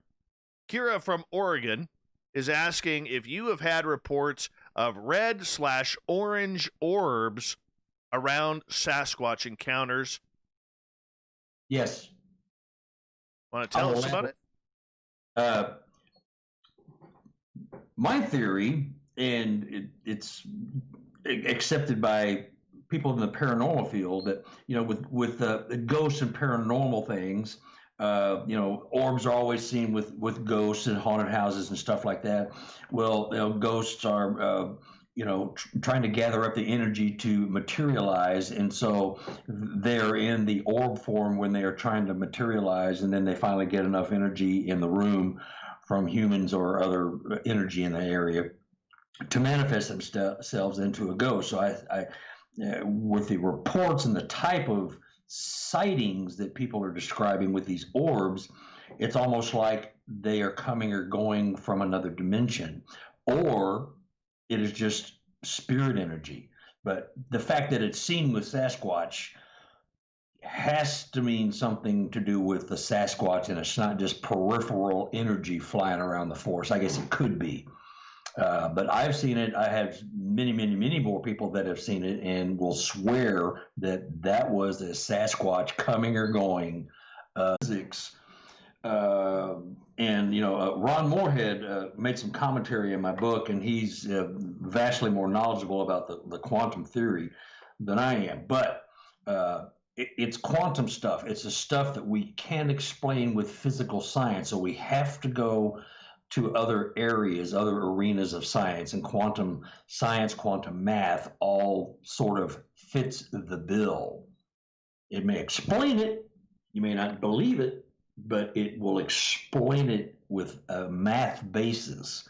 And with quantum physics, if you prove it with math, you can only disprove it with math. You can't just say, that can't be. You have to prove that it can't be. And if it's proven with math, you pretty much cannot unprove it. I mean, it can be done, but that's a long and the short of the orb thing. But, it's one of those other things that comes up so often that you can't, you put it on the back burner, but you hear it 3 or 4 or 5 more times. You got to go, these people don't know each other. They got nothing to gain. Might be something to it. All right, let's move on to Cat Chaser's question. Do you believe in infrasound, that people claim they are getting zapped by this creature? Yes, I've had it happen to me. I've seen a man knocked to his feet. My Squatch partner has had the same thing happen to him, where he couldn't get out of his tent. He wanted to. He was paralyzed. He couldn't move. I had the same thing happen to me, where I heard heavy bipedal stomping outside my tent about 5:30 in the morning. On top of that, I had to pee. So I wanted to get up and see what it was and go take a leak. I couldn't move my arms or my legs. I was wide awake. I wasn't, sleep paralysis or vivid dreaming. I was awake and cognizant of everything. Of course, some people will say that's a description of, vivid dreaming. But it does happen. It does happen. I've had it happen to me. And it's, infrasound quite easily explained. And, lions, tigers, elephants, dolphins, sharks, lots of creatures use infrasound to communicate. And we use it in sound cannons to dispel crowds. So it's a scientific term. It's a scientific reality. And I firmly believe that they probably have the power to do stuff.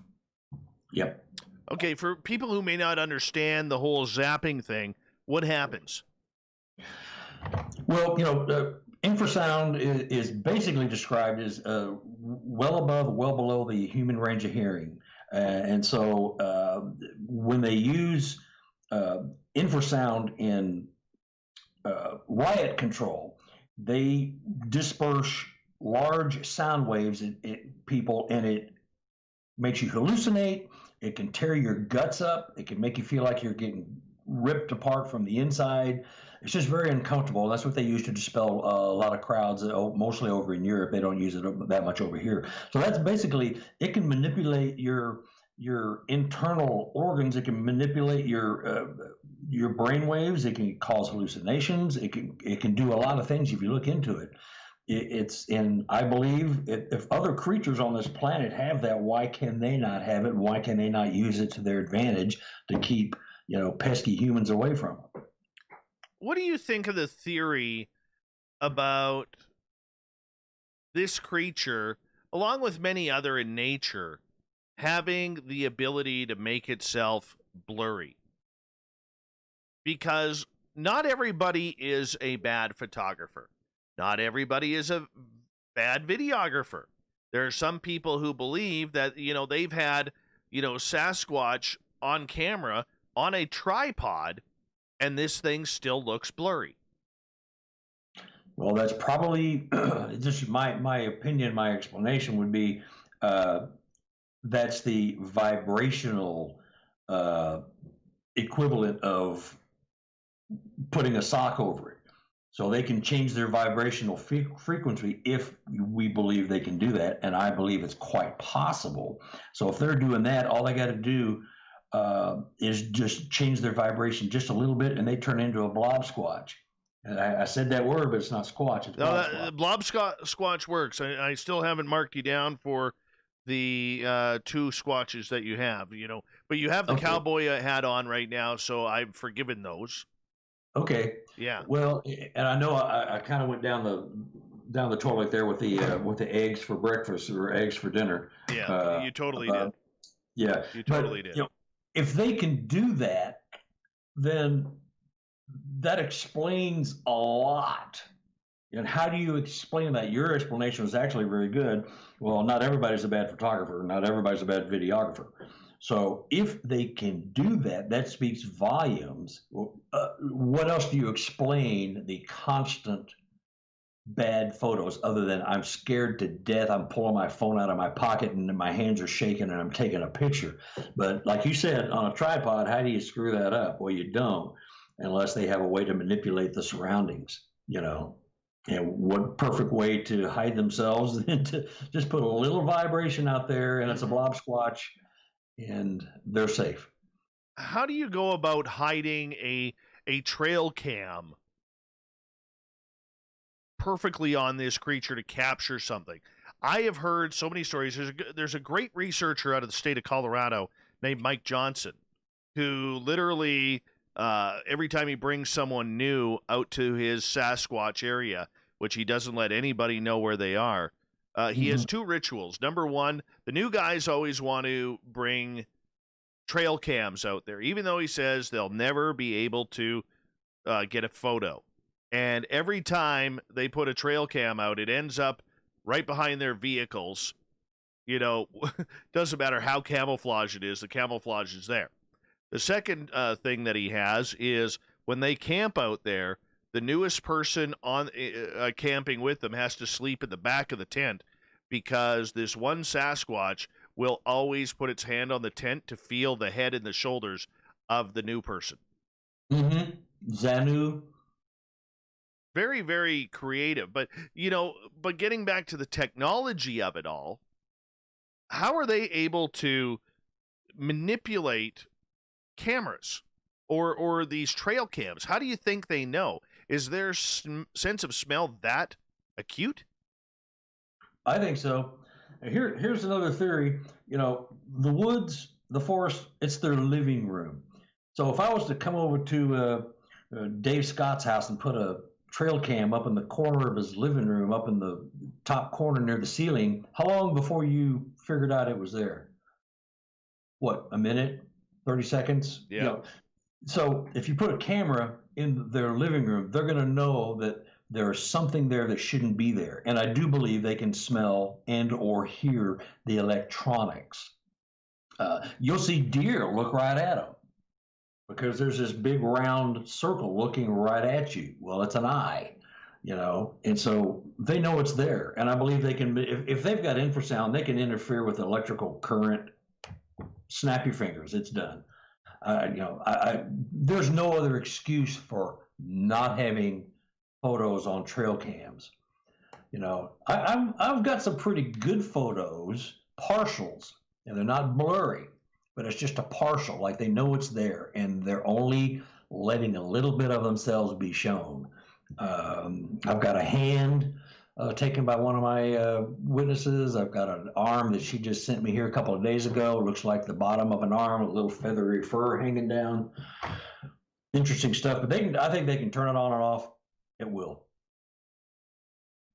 Do you think that they avoid them on purpose? Because a lot of other animals don't. Yeah, they avoid them on purpose. Here's something that goes back, and you know how they know what they are and all that. I'm going to go back and address the Native American connection. And something I read when I was a kid, when you're talking about how did I get into this part of this, you know, I was reading that when Native Americans first encountered white man, and we had cameras, they thought the cameras stole your soul. They did not want their pictures taken. I think with the symbiotic relationship with Sasquatch and Native Americans going back, you know, thousands and thousands of years, that attitude or belief may have been shared.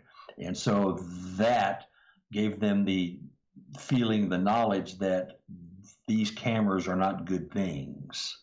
It was misplaced belief because it doesn't steal your soul, but the damage was done by explaining to the Sasquatch that these big eyes in the woods are not good. You know.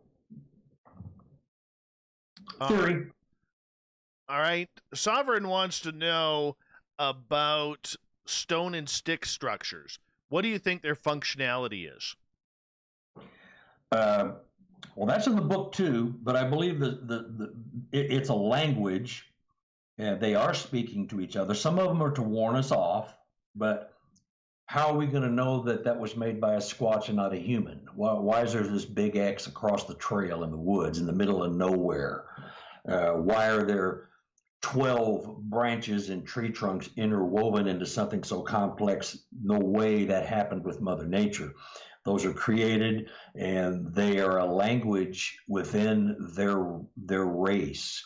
Those are saying something. Some of them are very primitive and simple, probably easy to figure out. Some of them are very complex. I've got some complex structures in my book. Oh my gosh, some of the stuff they do, the intricate weaving and the balancing of sticks and twigs, and that would never happen in a million years randomly. It's made, and it's made to last, and it's a communication between the two. And if we knew what they were saying, we would be so much further along. And we're working on it. But I think they're a language. Some of it's to warn off, some of it's territorial. This is Bob Sasquatch. This is my area. Tom Sasquatch, you stay away, and that kind of thing. Not Matt Moneymaker. Cliff Barrickman was on this show about a month and a half ago, and I think he made a very, very interesting point of conversation, saying that outside of the Patterson-Gimlin film, with today's technology, with today's CGI, today's very realistic costumes, it is impossible, or darn near impossible, to accept video footage from anyone unless you've been there, done that, and filmed it yourself. Where do you stand on that? controversial topic of why we haven't had a solid video since Patterson-Gimlin. Well, I think we do have some. We mere peasants are not cool enough to see them, and he does make a good point, because his wife is a costume maker and she does special effects. And she makes some really good stuff that would probably pass muster. So it is easily done nowadays, but it's also easily discovered. So I think there are videos in the hands of the government and the paper companies and the lumber companies and other places that are just hiding them, keeping them for some reason to keep them away from us. So just because we don't see them doesn't mean they don't exist. I think there's other very, very good video evidence out there. We just aren't privy to it. Where do you think that is? Government. I think the government has them. I think the paper company has them. I think, the lumber companies, all the mills, they don't want those creatures in their way. So I do think they track them and they know they're there. And if they have to be removed from the area so they can continue doing whatever they're doing, then so be it. That's probably what happens. But it's not just the Freeman film and the Patterson-Gimlin film. There's more. I know in my heart there could not be more. It has to exist. People are sitting on it for some reason, I know people that tell me that, well, my grandpa's got some. I know people up in Canada say they got some, So they sit on it for some reason, maybe to maximize the financial profit. Maybe they don't want to come forward because they don't want to see the creatures harmed and their habitat destroyed. I mean, there's all kinds of reasons to sit on it. But I think there's a lot more video proof exists than we see. All right. Well, that brings up an interesting point regarding the whole videography of everything, because, I don't know if there is a good video out there. I've seen some. There was one off of Vancouver Island that really, really spooked me a little bit. I thought, you know what? That's probably, to me, that looked real. It was the one where it was a grayish silverback type of Sasquatch. And you could see it from, the high chest up. And to me, it looked really incredible. Real incredible footage. But knowing that there is a lot of weirdness out there in the forest, could have been a bear or something else. Mm-hmm. But when you also look at the other side, the skeptical side of me, which I hate to use that every now and again, but I do. I'm very concerned that, once again, it's somebody in a costume looking to get the amount of hits, maybe 1 million hits on YouTube. 1 million hits equates to a lot of money on YouTube if you monetize it. And that's what we're dealing with. That's true. That's true. I think the same way. It's when you look at it like that, the monetizing, that's a very real thing, and when you get the hoaxes or the ones that look like hoaxes, that just clouds the issue and keeps it at a distance, just like they, quote unquote, want it. They want it to be vague and unprovable and say, well, that was proven to be a joke. That was proven to be false. That was proven to be a hoax. There's just enough disdain for the subject, just like there was with the UFOs back in the 40s, 50s, and 60s. Look what they did to people back then. They destroyed them with ridicule and shaming. And now the government says, oh yeah, they're here. So why don't you just do the same thing with Sasquatch and get it over with? What is so incredible secretive about that subject that we shouldn't know what's there? What is it? So. Okay, we've got about 3.5 minutes here before we have to go to break. At the top of the hour, our guest tonight, Carter Buschardt, and we're talking about videography and Bigfoot. If you had the smoking gun video, would you release it? Probably with some incredible precautions, because I wouldn't want any harm to come to the creature. You'd have to erase all geodata in the video so no one could trace it to where you got it, that kind of stuff. You wouldn't want any harm to come to the creature. If that's all you could get was video, yes, I would, because now that we have the technology to deduce if that was tampered with. If you can manipulate the metadata inside a video, you could fake stuff. But if you can, there's programs now where you can look at it and go, that wasn't tampered with. That is real stuff. There's a real something there. And it's clear, like you and I looking at each other, if it's that clear, how do you deny that? I mean, I know you can, but as a logical person who's trying to be truthful with yourself and like to see the person in the mirror every morning and you respect that person, how do you boil that off and say that's fake? If it's as clear as the picture I have of you right now and you have of me, how do you, well, that's got to be a costume. They can do that. Well, of course they can. But that video would show more than just a creature standing there. It would show locomotion. It would show gripping. It would show teeth, mouth, eyes, blinking. It would show things that cannot be faked, or if they could be faked, you could tell the difference quite easily. So, yeah, I would release it. I'd have all kinds of precautions in place, including possible, physical harm to myself if I was to, post a video. But I would, absolutely.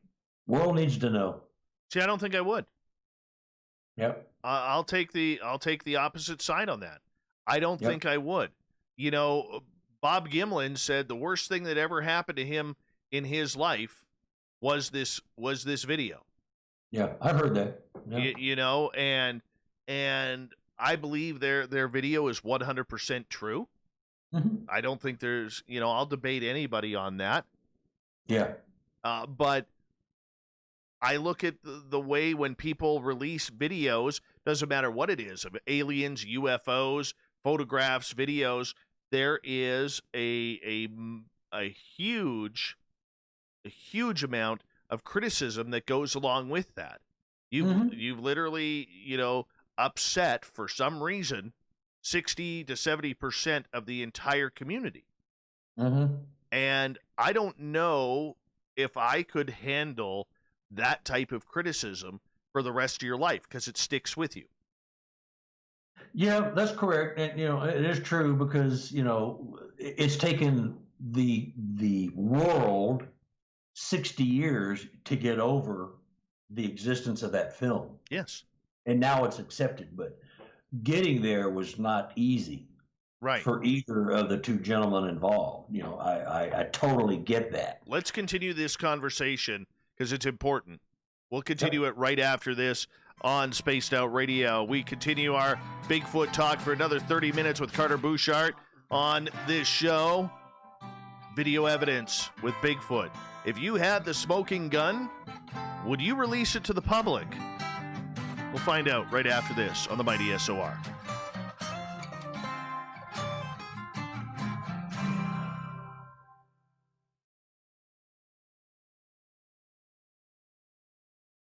I'm just going to run my dogs outside again. I'll be right back, okay?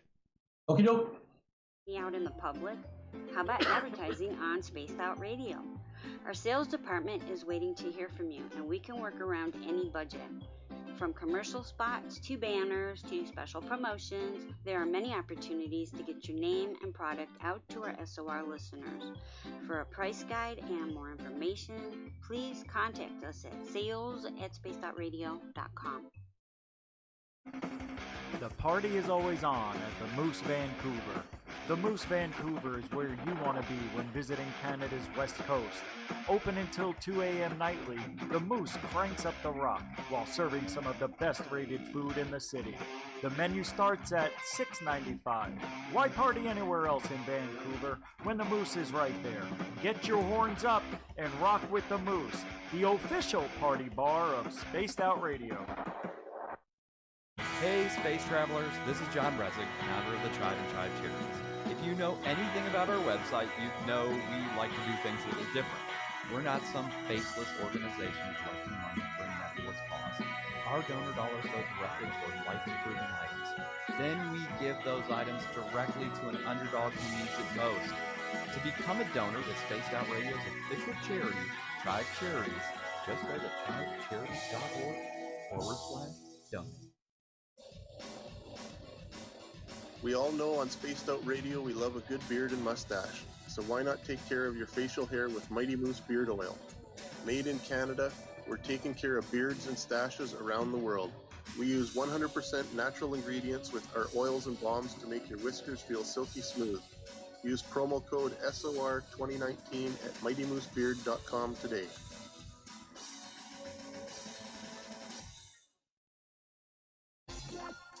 For the price of 1 cup of coffee a month, you can become an SOR Space Traveler. The Space Travelers Club is a place where you can interact with other listeners, either live during the show or on our great forum. We want your stories, pictures, comments, and ideas. You'll get live video streams, exclusive content, and be a part of our newsletter. Stay in touch with everything SOR. The Space Travelers Club is just $5 a month at spacedoutradio.com.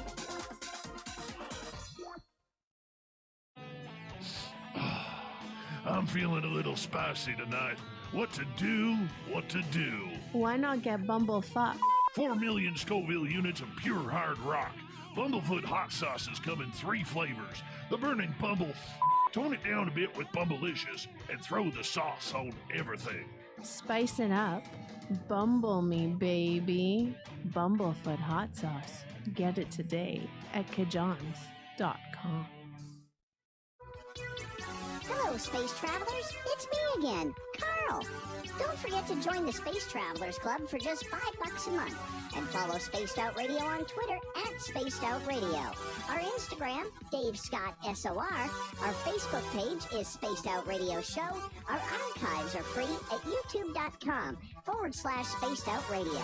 Come woo it up with Spaced Out Radio today. Bye! Hi there, this is the paranormal lawyer Michael W. Hall. I'd like to invite you to listen in each Sunday night where we're going to open up your eyes to everything strange and paranormal. I will be hosting some great guests with topics that affect us all, such as UFOs, ghosts, and everything paranormal. Let's learn together on Spaced Out Radio Sunday with myself, Michael W. Hall, the paranormal lawyer at spacedoutradio.com. All right, my friend, we got 2.5 minutes. Hello, everyone. All righty. Hey, were you a guitar player or something? I see the axes hanging back there. No, I just put them up for looks because I can't play guitar. Yeah, no, I can't either. Yeah. Oh, hold on one second. Sherry, how are you? In our chat room. Sherry is the wonderful artist who has designed all of our brand new shirts, which can be found at facebook.com/Spaced Out Radio. She is an amazing person. Amazing. So make sure you go to facebook.com/Spaced Out Radio and pick up your shirts. We're going to have new ones coming. We're going to have hats, ball caps coming soon. We're going to have beanies if you're American, toques if you're Canadian, coming as well. We can do anything. Jackets, sweaters. Cool. Anything. We're pretty good that way. Got a great looking Sasquatch shirt that Sherry created as well. So pretty happy about that. Pretty happy. Good to see you, Sherry. Thanks for hopping on in.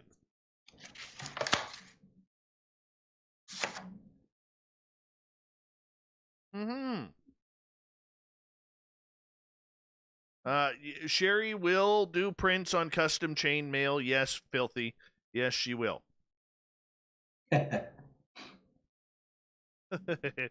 All right. I also have to, this is my time of the night where I have to do this as well. My Perfect Beard is sponsored by Mighty Moose Beard Oil.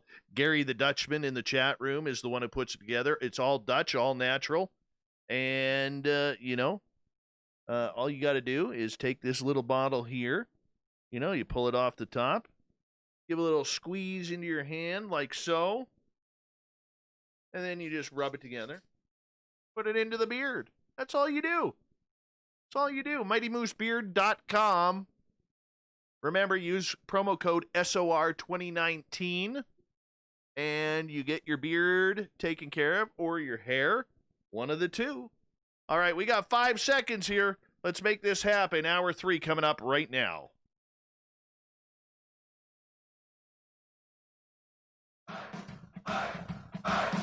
If you'd like to connect with us, head to spacedoutradio.com for all your latest show info. Now, back to Dave Scott and SOR. Third and final hour of Spaced Out Radio is now underway. Thank you so much for joining us. We really do appreciate you taking the time, and we welcome back everyone listening in on all of our terrestrial affiliates around North America, as well as digitally on KPNL, TalkStream Live, and Revolution Radio. Remember, you can check out all of our archives for free by going to youtube.com/Spaced Out Radio. Do old Davey the favor, hit that subscribe button. The Desert Clam has set the password for tonight in the SOR Space Travelers Club.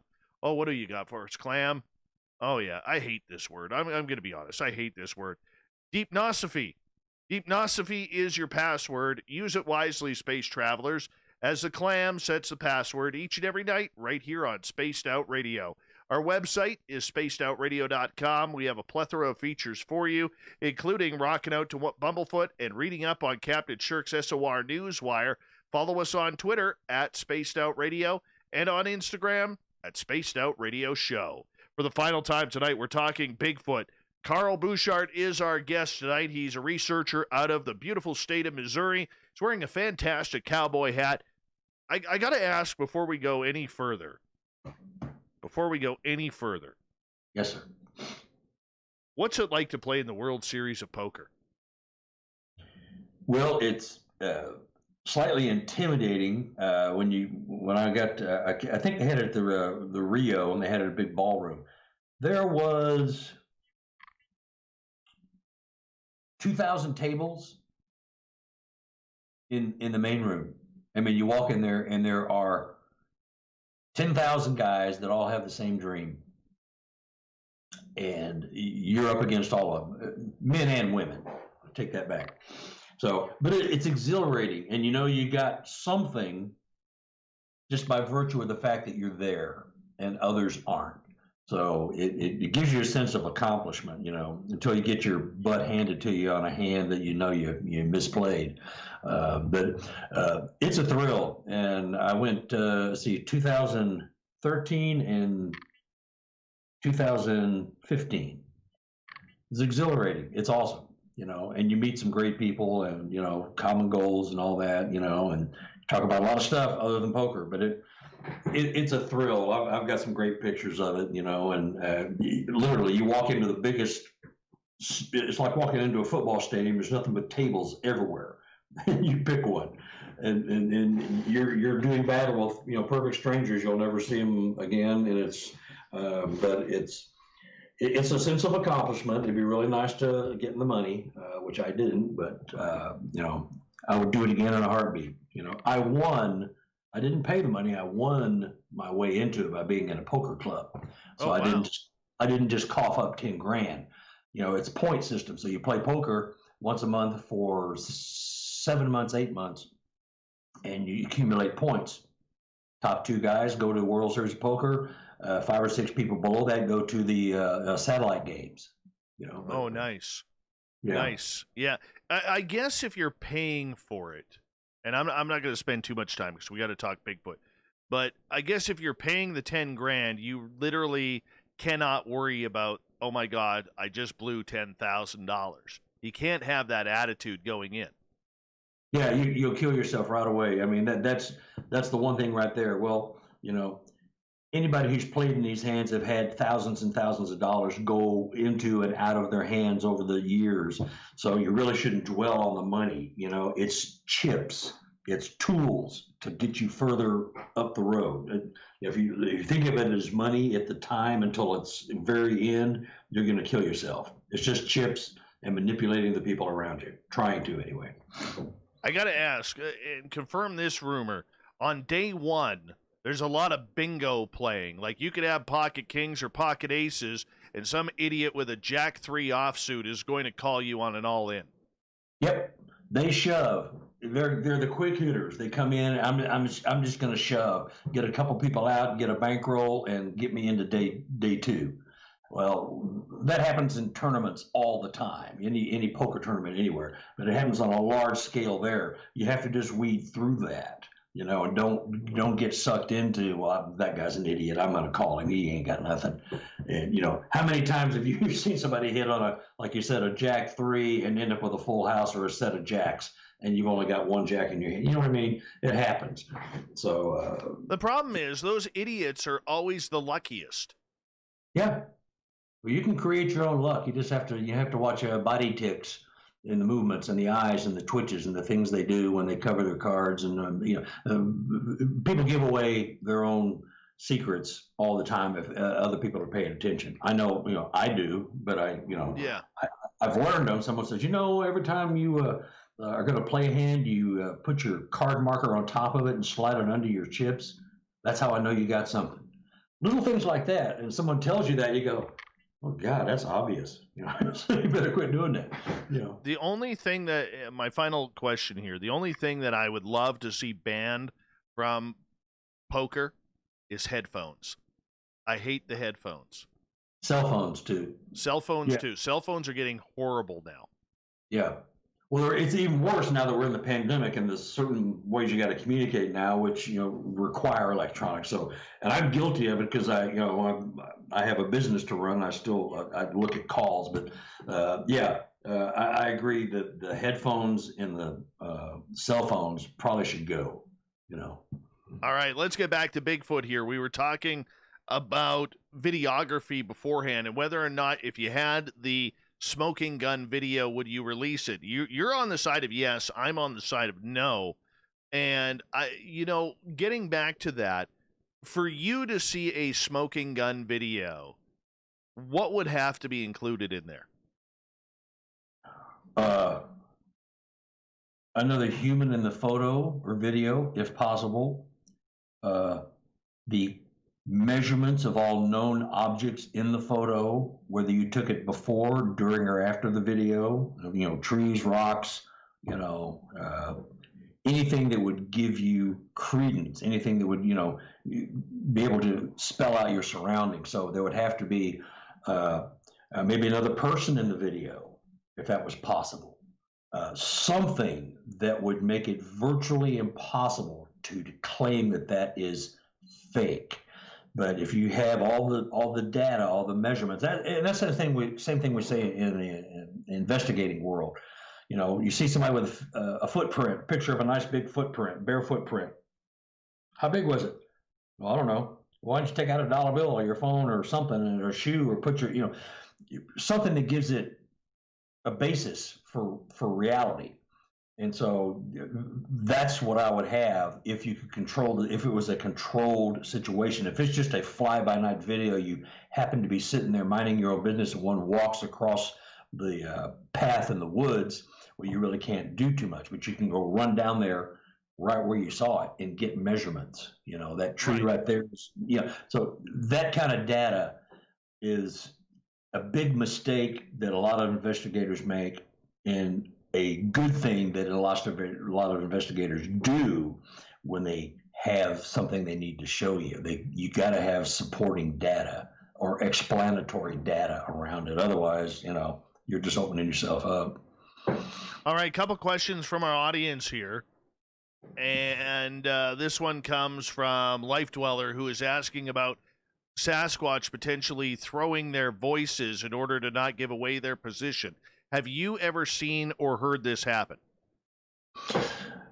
No, I haven't, although the mind speak is somewhat a form of that, but I have not experienced the voices being thrown. Usually in the few times I've had them speaking to me or at me, it is obvious they are speaking from a spot in the forest that I can narrow down. But I don't see why they couldn't do it.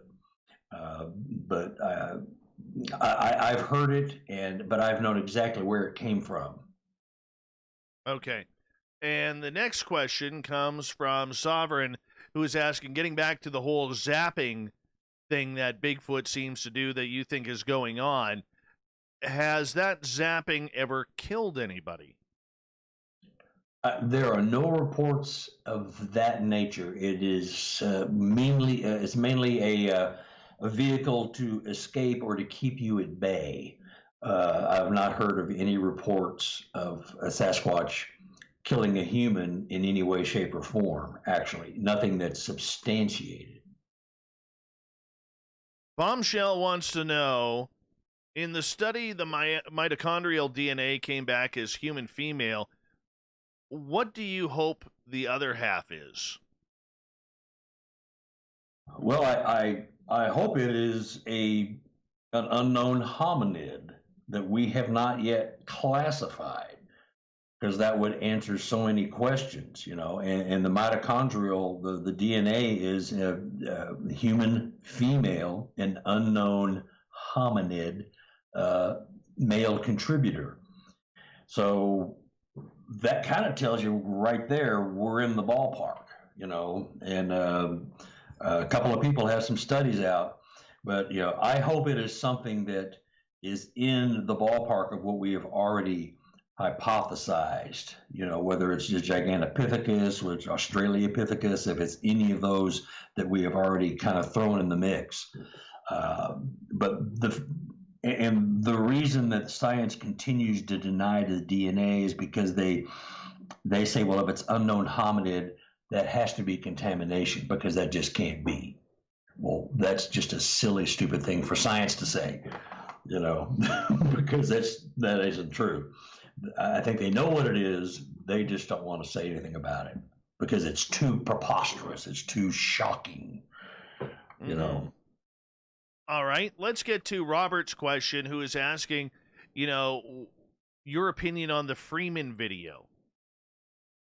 I think it's authentic. There are a lot of people that say it isn't. One of the prints I have back behind me is the Paul Freeman print. I got Patty print and the Paul Freeman print, and then one I've taken from one of my areas. But I think that's a good video. You know, he's kind of got a couple of videos, and he's got a lot of encounters. But he did work for the Forestry Service, so he has reason to be out there on many, many, many days in a row. So I think it's authentic. You know, there's a lot of people that want to detract it, but if you break that down, there's some stuff in there that it tells you that it's real. It tells me it's real.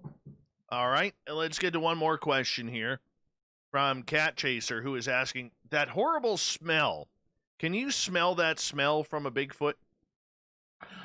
I smelled it for the first time in Iowa about 4 or 5 months ago, and it wasn't that hideous. It was kind of a greasy, fruity smell, but it came and went in just a heartbeat. And we heard some rustling and stomping around in the woods. It was at night, and I've been with people who smelled it, and they say, "Do you smell that?" And I couldn't smell it.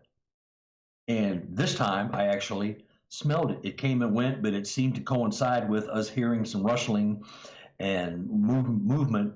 And it came, that was weird. What was that? And then it was gone. But that's the only time I've smelled it. I have been in the presence of it, and other people have smelled it, and I haven't smelled it. And I have no explanation for that.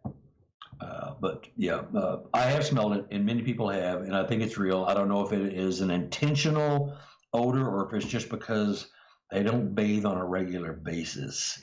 And if you're eliminating all over yourself, that would explain a lot. Eating raw meat, and, you know, I mean, the way they live would explain that.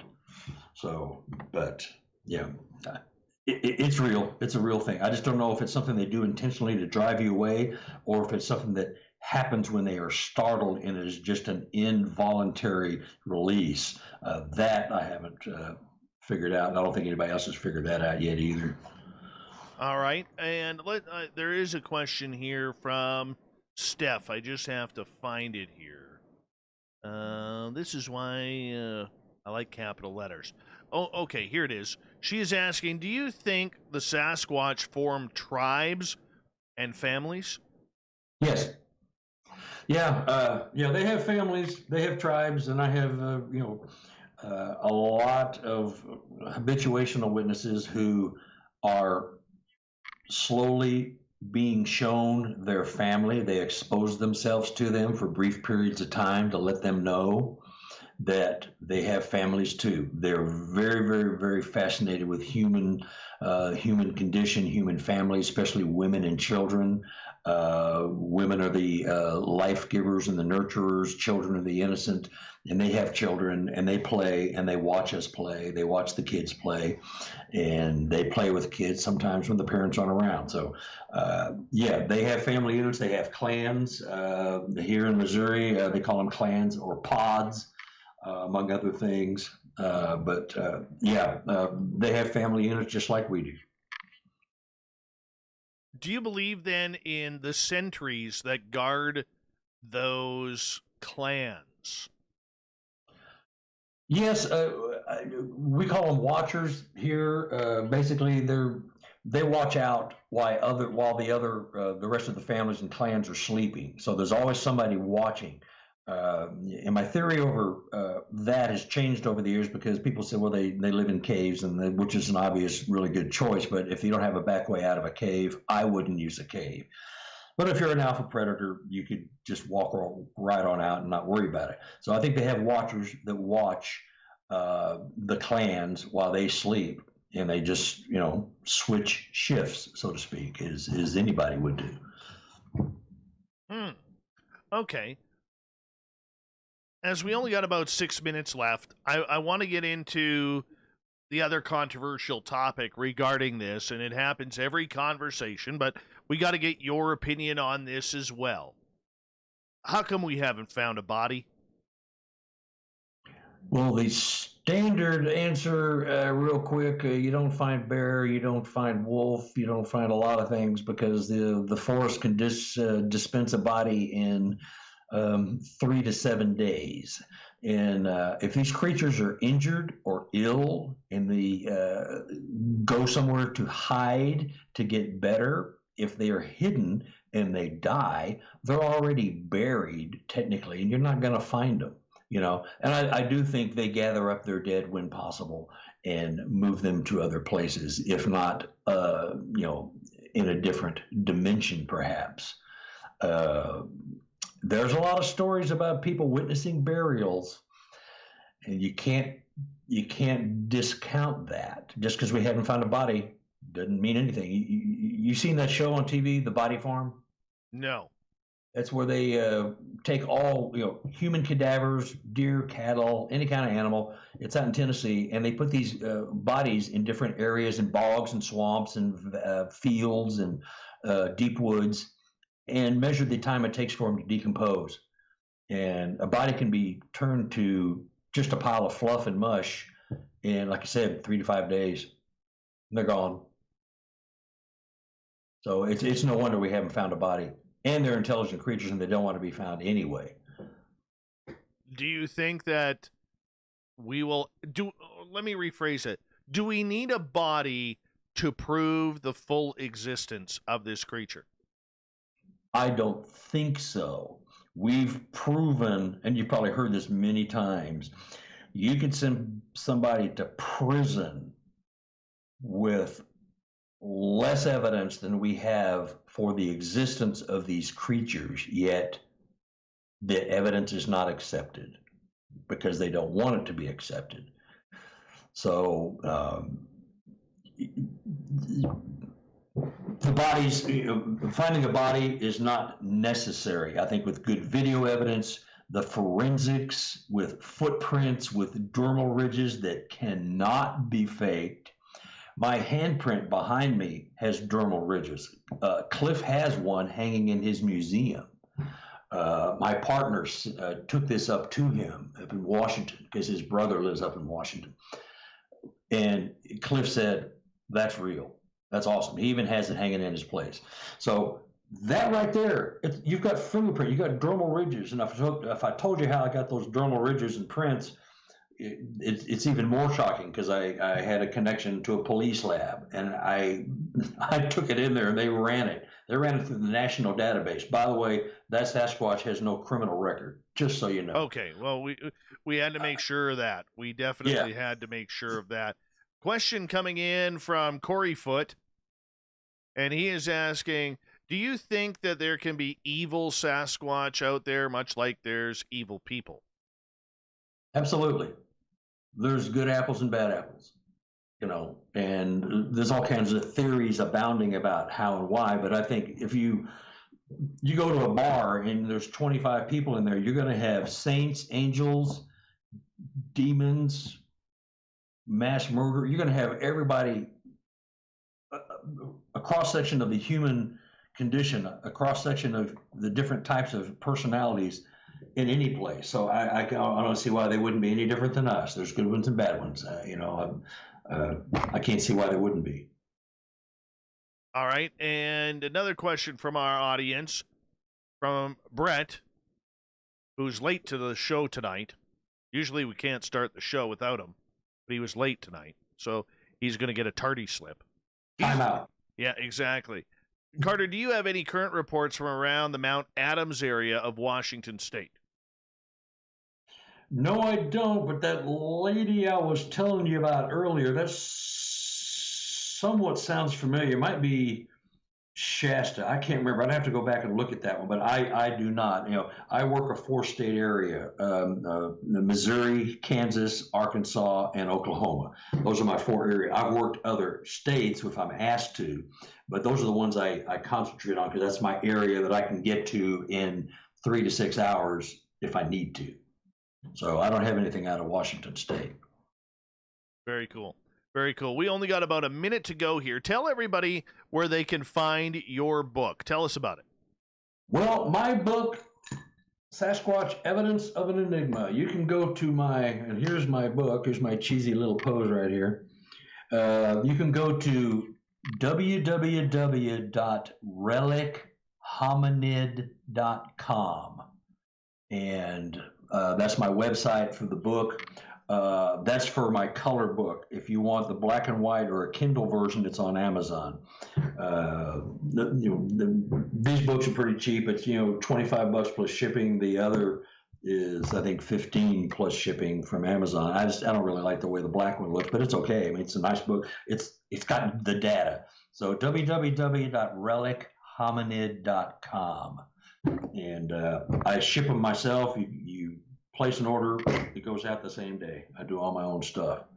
Well, my friend, it was an absolute pleasure having you on Spaced Out Radio tonight. Thank you so much for talking Bigfoot with us and opening our eyes, especially to the way the BFRO works. Yeah. Appreciate it, Dave. This has been a blast. Yeah, we appreciate you as well. And told you it was going to go fast. You were concerned about the 2.5 hours, but it blew on by. Oh, we didn't even talk about nothing. We hardly hit anything. We're doing great. That means you need to get me back. It was fun. Well, we can do that. We have the ability to do that. Carter Buschardt, everybody, on Spaced Out Radio. Make sure you check out his website. Coming up next, we have the SOR Newswire, the thought of the day. Stay tuned. Spaced Out Radio continues after this.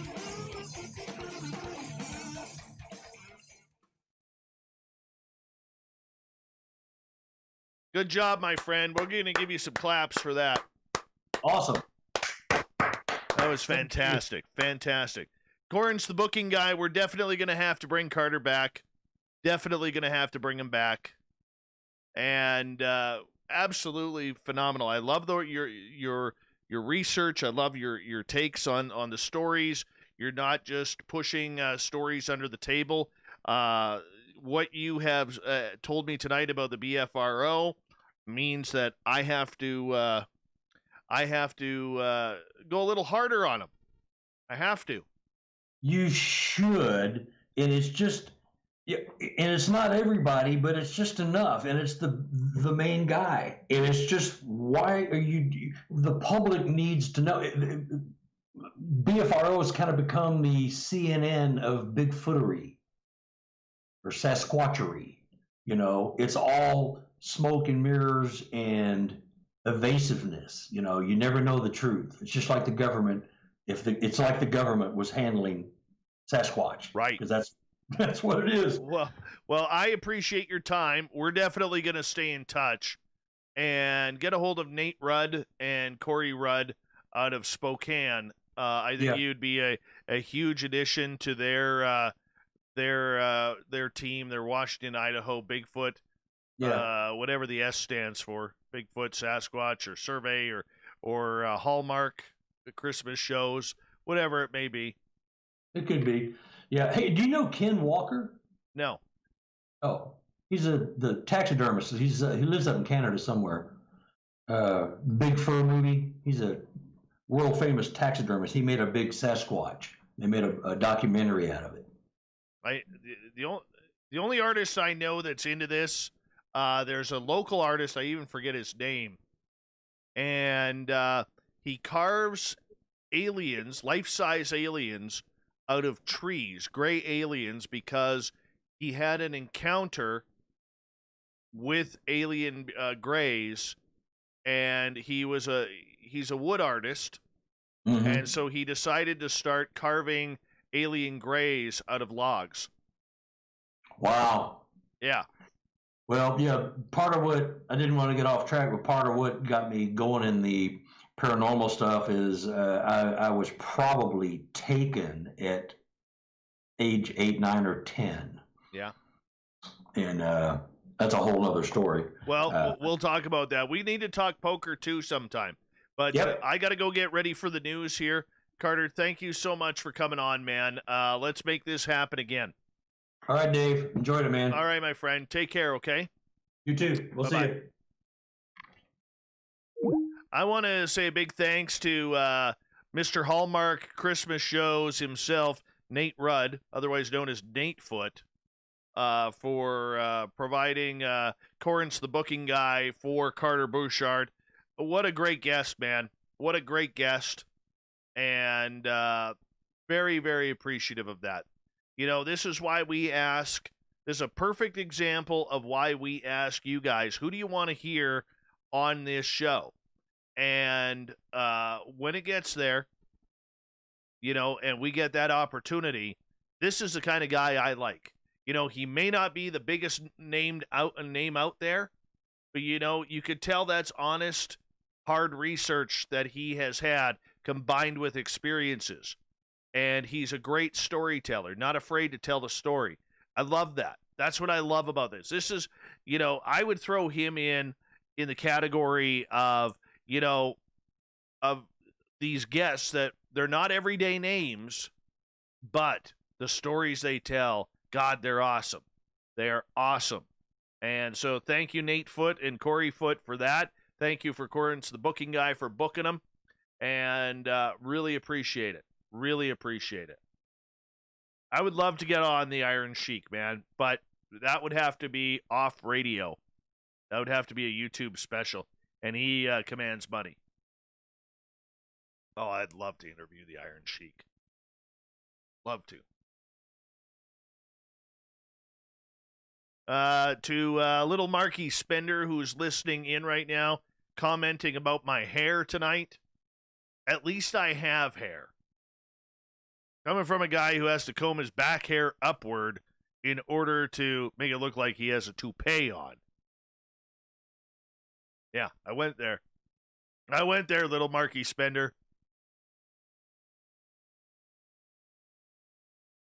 All right, we got 20 seconds. Thank you to Human Carl and Beehive Chuckles for the super chats tonight. 145 people. Out of all you guys watching right now, if you haven't hit that subscribe button, hopefully we've done enough to earn that. And hit that subscribe button, hit that thumbs up. Here we go, everyone.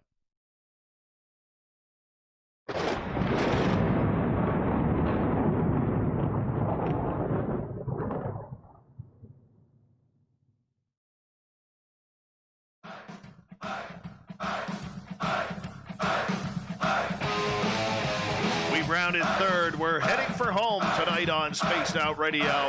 I'm your host, Dave Scott. Thank you so much for tuning us in. We really do appreciate earning your listening ears. We welcome back everyone listening in on our terrestrial affiliates around North America and digitally on TalkStream Live and Revolution Radio along with KPNL. Remember, you can check out all of our archives for free by going to youtube.com/Spaced Out Radio. Do me the favor, hit that subscribe button. Our website, spacedoutradio.com. We have a plethora of features for you, including rocking out to Bumblefoot and reading up on Captain Shirk's SOR Newswire. Follow us on Twitter at Spaced Out Radio and on Instagram at Spaced Out Radio Show. Speaking of the news, let's do this thing.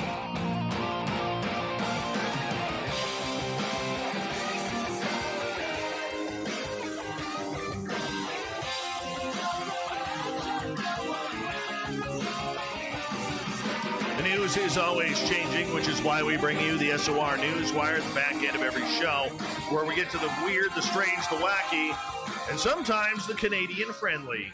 A Fort St. John, British Columbia man is earning praise for driving an American family in need from northern British Columbia to the Alaskan border near Beaver Creek, Yukon. The roughly 1,700-kilometer trip up the Alaska Highway in winter didn't deter him from volunteering to help out, said Gary Bath. Bath said he noticed an online plea for help last week for an American woman driving to Alaska who was overwhelmed by the winter driving conditions and just couldn't do it anymore. He says, "I didn't care how far it was. I just knew they needed help, and they had a few short days to hit the border before they were going to get in trouble. So," referring to the 4 to 6 day period Americans are given by Canada to drive from the lower 48 states to Alaska. By the way, you could drive that highway right beside the studio here if you really want to. The stranded woman named Lynn Marchessault is a former member of the U.S. military and was driving herself and her 2 children to Alaska to join her husband, a current member of the military. Bath is a Canadian Ranger, and he said that it was an added incentive for him to get involved. Marchessault said she's never driven in the snow before when she and her 2 children left Georgia to drive north. She was driving a pickup and towing a large U-Haul trailer. As soon as she hit snowy roads, she began having trouble with traction on the hills. Marchessault believes the tires on the truck were rated all-weather, but shortly after leaving Fort St. John, a woman told her that they were actually summer tires and helped Marchessault find a set of studded winters. Marchessault continued on, but the driving stress was too much and she pulled over at a highway lodge for temporary workers at Pink Mountain. The staff there let her and her 2 children stay the night while she went online to see if she could find anybody to take over. Her husband would not be allowed to come to their aid because of COVID-19 restrictions. So Bath and his wife Selena showed up with an extra winter clothing for Marchessault and their children, and Gary volunteered to drive their vehicle to the American border. I had to make a hard choice. Were my wife or my children safer in my own hands in these conditions or in the hands of a kind stranger who was willing to get us to where we needed to be safely, she said. Bath said the trip was mostly uneventful and they reached the Alaskan border on Thursday where Marchessault's husband was waiting. He said they all wore face masks the entire time in the vehicle. I hate that. While they were on the road, Bath's friend said his provincial MLA and strangers were working to find a way to get him back home. An RCMP officer in Beaver Creek gave him a ride from the American border back to Beaver Creek and found him a ride to Whitehorse. Donations from the public paid for Bath's airfare from Whitehorse to Fort St. John. Bath is downplaying this good deed, but says he was struck by the kindness he was shown by various people, including women working at the Highway Lodge at Pink Mountain and the Motor Inn at Beaver Creek. Marchessault had similar comments. "We are forever grateful to Gary, and I'm thankful to his wife for bringing him up and loaning him out. I met her that morning when she drove him up to the inn, and so we just had a good time and made a safe drive." She says she hopes they can all meet up again with her family eventually when they move back south. "There's a lot of road rage in my life, especially in America, but there are several times where I was driving pretty slow. I'd never experienced not one interaction of road rage or anything," she said. Well, that's because she isn't driving in Vancouver. Oh, the road rage there is terrible. All right, it's not aliens. Nope. A few days ago, the internet went crazy at the discovery of a metallic monolith mysteriously standing in the middle of the Utah desert. Discovered by Utah's Department of Public Safety, the rumor mill quickly began churning. Was it aliens? Has 2001 A Space Odyssey been brought to life? Thanks to devoted Reddit users, we now know the likelihood of it being extraterrestrials is slim to none. Yes, Redditors were able to isolate the monolith's approximate location, tracking flight paths of Utah's public safety helicopters in order to triangulate a rough area near Canyonlands National Park and the Colorado River. Once the approximate location was narrowed down, the internet sleuths took to Google Earth to isolate the coordinates and figure out when the monolith first appeared. Historical imaging data reflected that the monolith arrived sometime between August 2015 and October 2016, leaving open a fairly significant gap. Roughly around that time, the epic sci-fi drama Westworld was filming in a nearby location. So the best bet at the moment is that someone from the crew didn't pack up properly and may have left it there. Yeah, I think it's someone else. I do. Here's one from the monarchy. Prince Philip, Queen Elizabeth's husband of about 400 years, is reportedly a devoted reader of books about aliens and has spent years building his collection.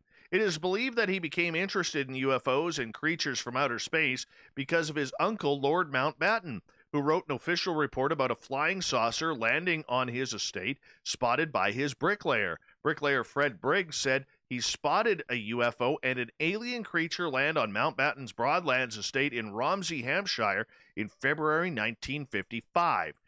The flying saucer hovered above the ground before a man dressed in overalls and a helmet descended from the bottom of the craft. According to the report, Mr. Briggs was then reportedly knocked off his bike and held on the ground by an unseen force. The report was kept secret until Mountbatten died in 1979, and it was uncovered. Prince Philip allegedly read the Halt Perspective last summer, which details the ins and outs of the Rendlesham Forest incident. On December 26, 1980, there was a series of reported sightings of unexplained lights near Rendlesham Forest, Suffolk, England, which have become linked with claims of UFO landings. One U.S. officer even claimed he was close enough to even touch one of the alleged craft. Oh yes, the book was written by retired Air Force Colonel Charles Halt, who was the base deputy commander at the time of the incident, and retired West Midlands detective John Hanson. Prince Philip's secretary wrote to Mr. Hanson and said, "I am certain it will be read with close interest over the summer." And after being sent another book, Haunted Skies, the Encyclopedia of British UFOs, his private secretary replied, "His Royal Highness will add this copy to his collection. It will make a most welcome addition to his library." Be curious to see what he knows. You know, whether you like the monarchy or not, Phil there has some pull. He really has some pull. So it'd be interesting to see what he actually knows about that subject. Here in British Columbia, a hotel worker in Nelson suffered a heart attack shortly after a confrontation with a patron who refused to wear a mask and wouldn't leave the hotel's coffee shop. Rob Little, manager of the Adventure Hotel, said it happened last Friday when their accountant was called to help deal with a man who was shouting and ignoring new provincial rules to wear a mask to slow the spread of COVID-19. Little said the woman intervened, the man spat on her, then walked away. Police were called, and Little says about 90 minutes later, the accountant, who was in her 50s, collapsed from a heart attack that required her immediate transfer to hospital in Kelowna.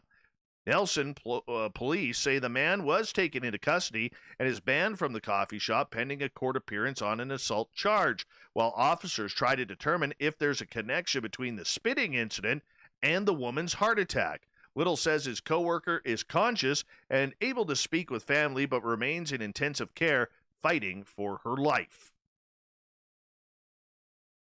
Tens of thousands of prisoners and jail inmates, including convicted serial killers like Scott Peterson, have carried out what prosecutors described Tuesday as possibly the largest fraud scheme in California history. The alleged crimes, which center on pandemic unemployment benefits, could total as much as $1 billion. Yes, billion. Sacramento County District Attorney Anne Marie Schubert said, "The fraud is honestly staggering." Between March and August, Schubert said inmates housed in every California prison and in jails across the state filed 35,000 claims totaling $140 million in benefits. Sometimes those benefits were paid directly to inmates inside the facility, she said. In other cases, the money was sent to relatives and friends outside the prisons and jails. In Kern County, District Attorney Cynthia Zimmer said investigators were alerted to the scheme in September after the arrival of numerous money orders destined for inmates. Sometimes the benefits included fake Social Security numbers and names like John Doe, John Adams, or in one case, Poopy Britches. Poopy Britches, Schubert said. Let's say that again. Poopy Britches. That is awesome. Quite frankly, the inmates are mocking us, she said. In other cases, claims were made with real names. Among them were 133 of the state's 700 death row inmates, including criminals like Carrie Stainer, who murdered 4 people near Yosemite National Park in 1999, Susan Eubanks, who murdered her 4 sons in 1996, and Peterson, who killed his wife and unborn son in 2002. Earlier this year, Peterson's capital sentence was overturned after the state's high court ruled that there had been significant errors during jury selection in his trial. Prosecutors have said they will again seek the death penalty in the case. Asked how much fraud was associated with Peterson's claim, another prosecutor with Schubert's office said, "We know the number, but declined to provide it, citing an ongoing investigation." A lawyer for Peterson, Pat Harris, did not immediately respond to media inquiries, but said that the investigators will find that he had not a thing to do with any kind of scheme to get fraudulent benefits. Schubert claims, or said the claims totaling $420,000 have been paid to death row inmates. That is just crazy. Absolutely crazy. All right. It's another one of these stories, not including Poopy Britches. This is a reason you don't go in the ocean. All right? So here's this dude in Florida, just, kind of floating on his back. Oh, yeah, and then, of course, a drone captures about a 14-foot hammerhead shark circling him. Jason McIntosh posted a video to Instagram showing the scene that unfolded just offshore in Miami Beach when the approximate, it's 10 foot, oh my goodness, hammerhead approached a man who was swimming on his back. The swimmer, totally unaware of the shark, gives the drone camera a thumbs up while the hammerhead approaches. The shark swims circles around the man, who nearly strikes the predatory fish in the head with his foot at one point. The hammerhead, though, it lost interest in the man, swam away, and the swimmer remained untouched. Look, if you're going to be swimming in the ocean, you got to be ready to be eaten. It's plain and simple. This dude was food. Now, looking at this guy, all right, and I've seen the drone footage, he looks in pretty good shape. The shark probably looked at him and said, there's not much meat on there. A lot of muscle. That's going to be, not as tender as I thought it would be. But I'm telling you right now, if that was me, I'm gone. I'm gone. I'm dead. I've got a little bit of gristle on me. But that's okay. The shark doesn't care. It's going to keep him warm in the colder, watery season, wherever it swims to. Don't go in the ocean, people. There's things there that want to eat you. Now, in the Czech Republic, it's not about sharks, but there is one pissed off deer there, and this deer has actually stolen a hunter's rifle. You heard that right. Stolen the hunter's rifle. Yeah, a hunter in the Czech Republic was charged by a deer that snagged the man's gun on its antlers and fled into the woods with the weapon. Police in the South Bohemian region said a hunter contacted authorities to recount the story of how he lost his gun while hunting near the village of Horny Plana. You got to be kidding me. First we have Poopy Britches. Now we have Horny Plana. Who writes this stuff? Anyways, in Horny Plana, the man said one of his hunting dogs in the group startled a stag in a wooden area, caused the deer to panic and run directly towards him. The deer's antlers ripped the man's sleeve and ended up snagged on his .22 Hornet rifle, which had been slung over his shoulder at the time. The animal ran off into the woods with the hunter's unloaded gun still attached to his antlers. Police said another hunter reported spotting the deer with a rifle dangling in its antlers more than half a mile from the scene. Investigators say the hunter was required to report the loss of the rifle under the Czech Republic's Firearms and Ammunition Act. Who cares about reporting it? We got Deerbo out there. Deerbo in Horny Plana. He's going to be wearing a bandana. He's going to be looking for hunters. Think of all the does that he has killed. Maybe some children deer. All right? This is one upset animal. Just wait till he finds ammunition. He's going to blow the snot out of some of these hunters out there. He's upset. That deer knew what it was doing. I don't care what anybody says. That deer knew what it was doing. And now it's ready for war. Totally ready for war. The Canadian Army celebrated the 5th birthday of a beloved polar bear at the Toronto Zoo by giving the animal a promotion to honorary Master Corporal.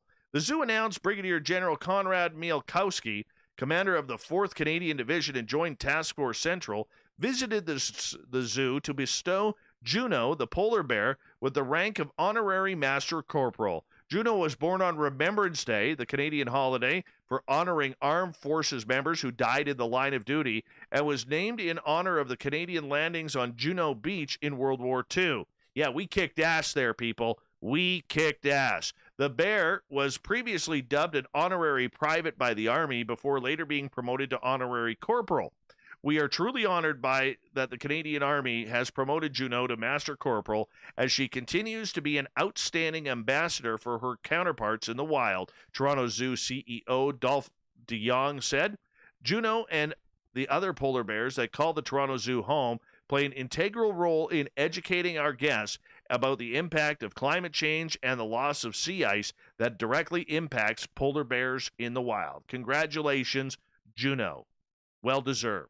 Well deserved. And here, for the stupid story of the night that's not in Horny Plana or Poopy Britches, a group of 5 Florida women have the strongest feet ever.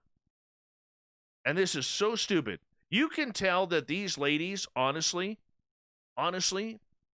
are dead tough. Why? They broke the Guinness World Record for walking 2.04 miles barefoot over a pile of Lego bricks. Katie Wells, founder and CEO of lifestyle website Wellness Mama, gathered friends Ashley, Savannah, Grace, and Kat to break the record for farthest distance travel by walking barefoot on Lego bricks by a relay team in 1 hour. Each woman had to complete a minimum of 20 laps on the 32.8-foot track in the 1 hour time limit to break the record. They exceeded their own expectations by achieving a distance of 2.04 miles. Why do you do this? Legos are death traps, and they are feet killers. Horrible Guinness record. But some strong ladies, that's for sure. Thought of the Dave happens every night at this time, where we ask a person on our, we'll ask all of you on our Facebook and Twitter pages, and read your responses on the air, because we love the audience participation around here. Today's Thought of the Dave is as follows. If you came across a dead Sasquatch in the forest, what would you do? Danny, I'm calling you, Dave. Alex, well, he'd run out there with his shirt off because he says his bank account would be about to look really good. Caden, pay respects first, then I would take photos, observe the body and facial structure, take some DNA samples, take more photos, then call Butch Witkowski to come claim the body.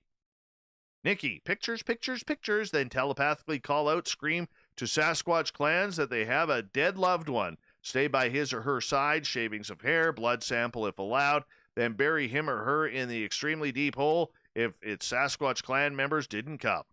Debbie, contact his relatives to let them know, of course. Grant, take separate samples, pics, and more, and hide them. Then call independent researchers around the world, not official institutions. David, decide whether to fry, bake, or grill, and what kind of sauce or marinade would be appropriate. Oh, Snarky. Memorial, then bury it. I don't want to take the fun out of it for everyone else. Find your own Bigfoot. David, get the hell out, because something bigger than that killed it. Robert, call CSI Sasquatch. Cranda, poke it with a stick. Anselmo, I will bury his remains respectfully and not tell anyone ever. The secret will die with me. Chris, find a way to take that thing home with me, preserve it, and become the most worldly known figure to ever have a Bigfoot. Happy holidays. David, ask NK if I could borrow her stick. Kevin, ring the barbecue bell, Dave. Double Bobby, hope I have enough Bumble blanked hot sauce after I take some samples for DNA, of course. Shauna, be very sad. Hate to see any creature dead. Take pics of it, then try to bury it. Wouldn't want it carved up by scientists. Ada, I would call Brian Bowden because I wouldn't know what to do. Tina would bury it. Robert wants to make a rug out of it. And finally tonight, my good buddy, Little Marky Spender. This is, I mean, with friends like this, how do you have enemies? Step 1, shoot Dave in the leg, just because. Step 2, take lots of pictures. Step 3, put pictures on the net and sell them to the highest bidder. Step 4, maybe take Dave to the vet to get his leg looked at. Step 5, buy lots of toys and live the high life. Thanks, Mark. That's why we're friends. Thank you to everybody on the Thought of the Day. We'll do it all again tomorrow. Marty, thank you for a beautiful clown. And thank you to Captain Shirk for the news and Carter Buschardt for being our guest talking Bigfoot. We got Mr. Ron Bumblefoot Thaw rocking in the background with Little Brother is watching. Bumblefoot is the official music of Spaced Out Radio, rocking us in and out of every single show. Get your horns up for the guitar god himself. Special thanks to everybody listening in at home, at work, in your cars, wherever you may be. Thank you to everybody in our chat rooms tonight. Spreaker, YouTube, LGAB, Rev Radio, Facebook, the Space Travelers Club, and our website, and all the snarkers hanging out at hashtag Spaced Out Radio on Twitter. This show is copyright by Spaced Out Radio and SOR Media Ventures Limited. Thank you so much for choosing to share your evening with us, because together, my friends, say it with me, we own the night, Mr. Bumblefoot. We need a favor. We need you to take us home.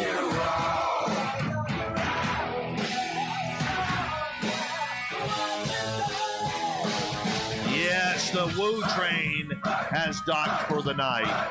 But tomorrow, my friends, we shall ride again. Your seats are always available. Your tickets never expire. And if you want to bring a friend, we have room for them too. Good night.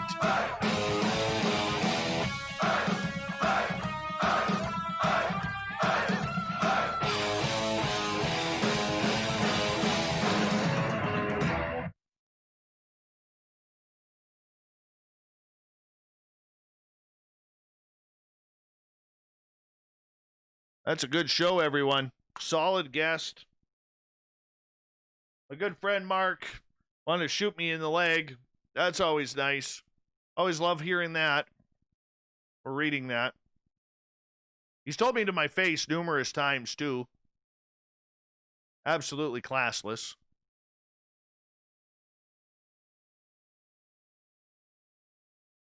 Thanks, Mark. I appreciate you. Like that. Let's go. This. Download. And, go like this over here for the Dropbox.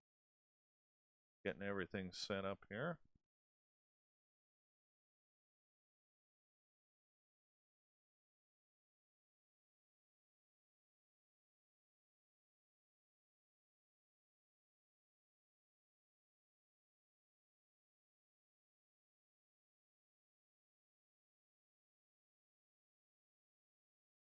Excuse me.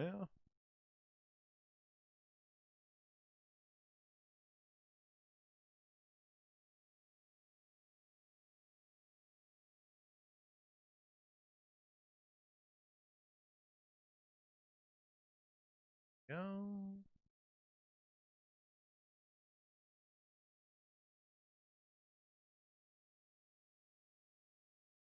All right. I'll be right back, guys. Stay tuned. 127 of you. Stay tuned.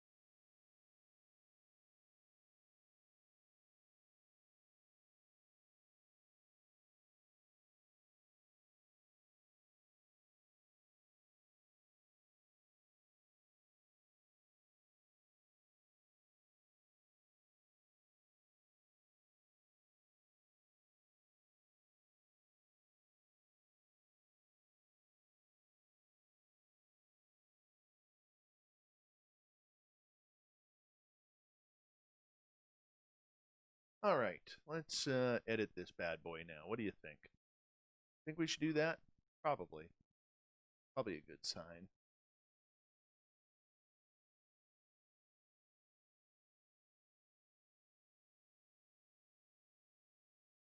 Oh, let's go here so I can see you, people. Oh, thanks, Vinny Barbarino, for the super chat there.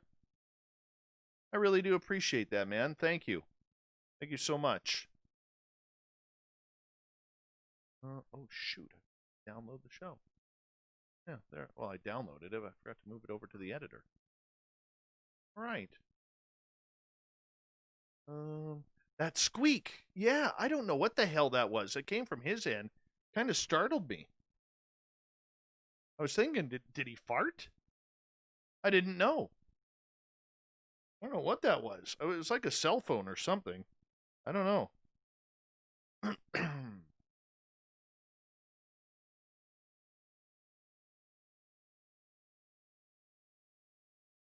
don't know.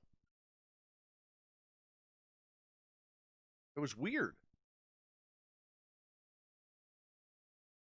I had fun with him, though. Like, he was a great guest. Great guest.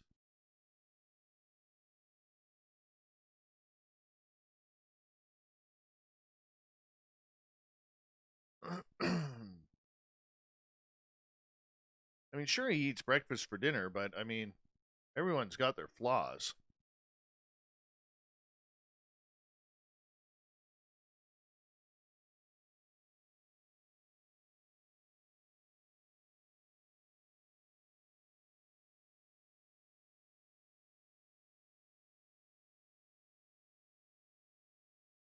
I thought Sovereign was over at his place and ripped one. Just on the air. Just to get it out on the air.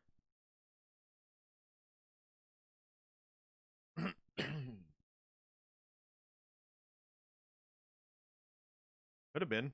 Maybe it was. I don't know. Sovereign? There's something you want to tell us? Oh, come on. Who eats the turkey necks? That's what I want to know. Who eats those gross turkey necks? That's just horrible stuff. My dog doesn't even eat the turkey neck. Let alone the gizzards. Ugh.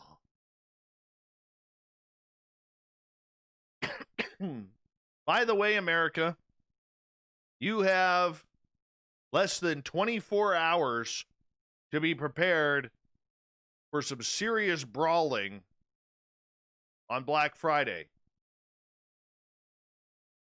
Now, I know a lot of you are like, we're online shopping this year. COVID, COVID, COVID. Don't you disappoint me. Don't you disappoint me. I'm already a little rattled and irritated by this whole COVID thing ruining Black Friday. Hi, gorgeous Kay Kaylee. How are you? But America, I have faith in you guys. I have faith. All right? I have complete faith that you guys are going to turn your cameras horizontal and that come YouTube on Friday when I wake up, there's going to be some serious shit going on where there's going to be brawls and fighting and biting. And remember, if you're one of those people who is going to rip toys out of young children's hands, get it on film. I want that video. Chris Jarvis, I will not get over it. I will not get over it. I look forward to this every year. Every year, and I will not allow COVID to ruin this moment for me. COVID has already ruined enough this year. All right? It cannot ruin Black Friday. Cannot. We got to be better than that. We have to be. And I have faith that we can be. And we could do this together, America. We could do this together.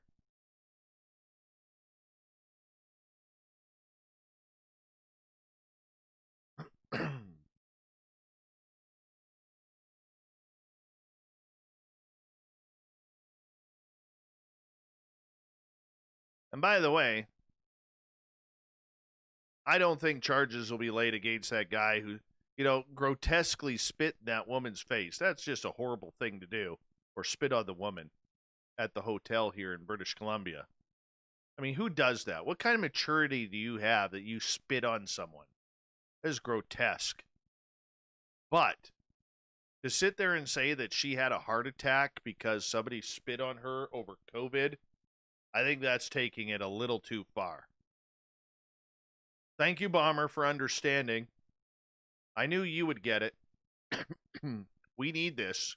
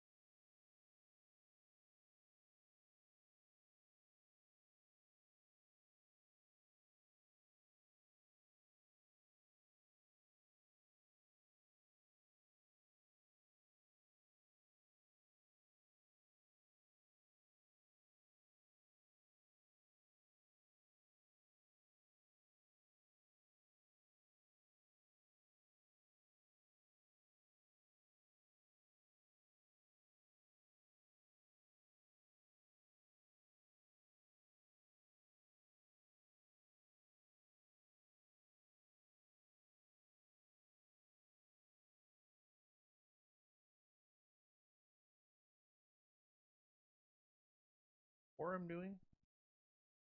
Or? Cool.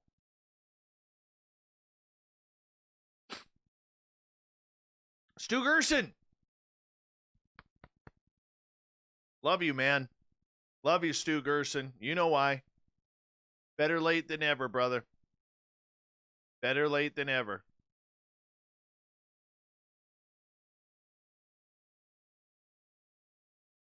Jean Michaud.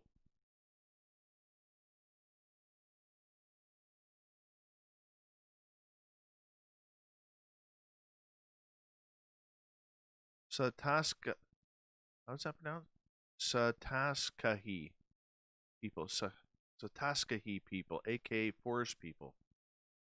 He showed Northern Maine, Bad Town, aka Madawaska. Love and peace. Hey, man, thank you. Thanks.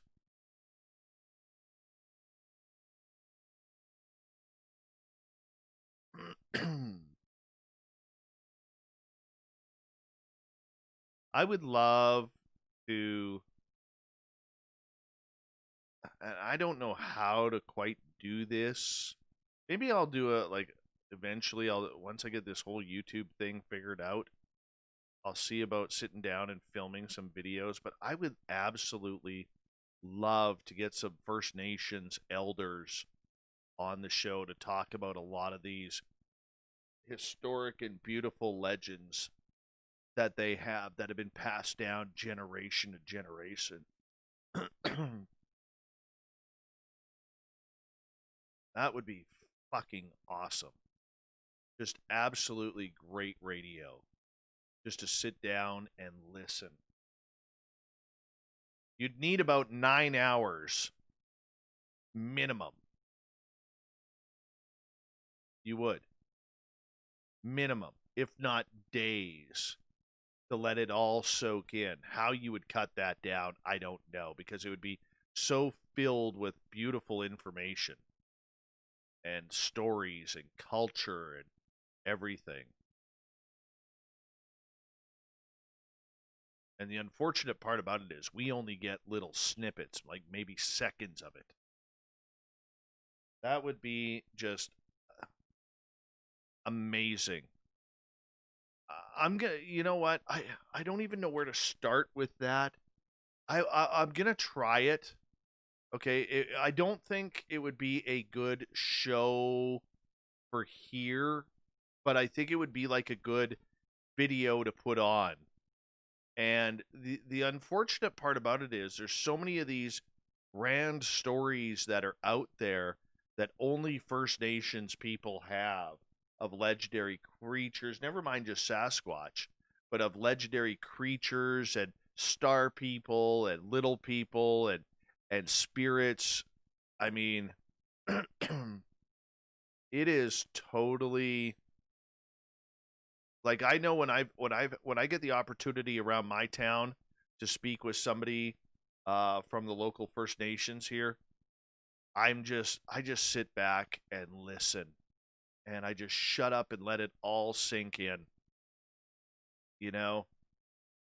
But, well, it's easy to be an outlet for them, Filth, but the problem that we have is us idiot white people have abused that the First Nations culture and the indigenous culture so badly that the majority of them do not trust that we're not going to make a mockery out of it, because it's been done so many times when they've tried to share the beautiful stories. Like, I would love a First Nations person to tell the story of the raven and the spirit bears here in British Columbia. I mean, you want to hear a beautiful story, look that one up. It's amazing. It's absolutely amazing. See if I could find a link for that. Hold on. Legend.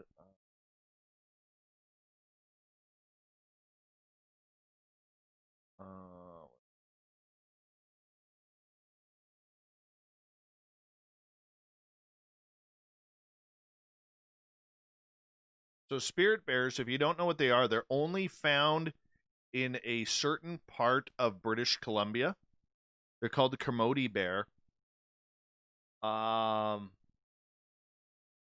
They live in a beautiful rainforest, and their entire fur they're black bears, but their entire fur is white. They look like miniature polar bears, but they're not. And they are just gorgeous. Okay, so it's called the spirit bear, the ghost bear. So the spirit bear was a legend of the Gitgat and Kittasu native peoples. The legend told of a time when the world was white with ice and snow. The raven later made everything green. He decided that 1 in 10 black bears would have white fur. The white bears would remind people of the time of the glaciers. Raven said these bears would live in a special place. They would live in the Great Bear Rainforest. So the Great Bear Rainforest runs over 74,000 square kilometers of British Columbia. The forest runs over 400 square kilometers down the west coast here in British Columbia. There are many islands and mountain peaks covered with glaciers. Many of the other animals also live in the forest, from grizzly bears, black bears, wolves, wolverines, humpback whales, and orcas share this beautiful place. The rainforest has been home for centuries to the First Nations like the Gitgat.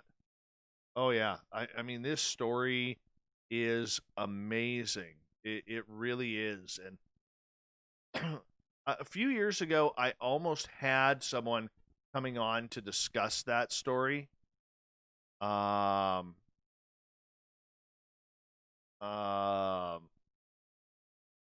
know, it is really beautiful. It is a really beautiful story. I might, Corrance, we need to track someone down on that story.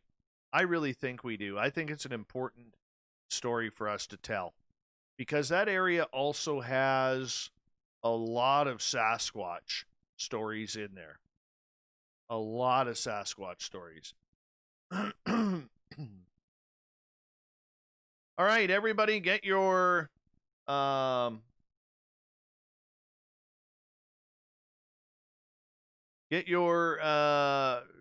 whatchamacallits ready, your 6-digit codes, because we're about to get verified here. And Major Lee, if you're in here, I will check it out. Where am I going here? Right here. Okay. Let's go here. And let's that. Upload. Transfer. All right, your 6-digit verification code for tonight, people, is 791136. 791136.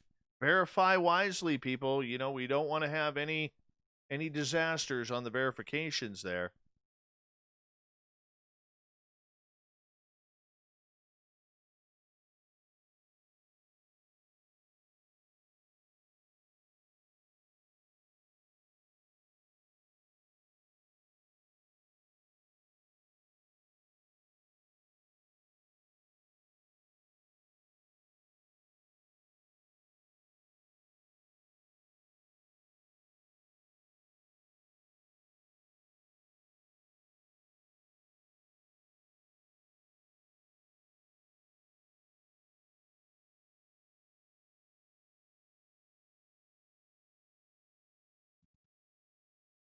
Ooh, Sandra going binary there on us.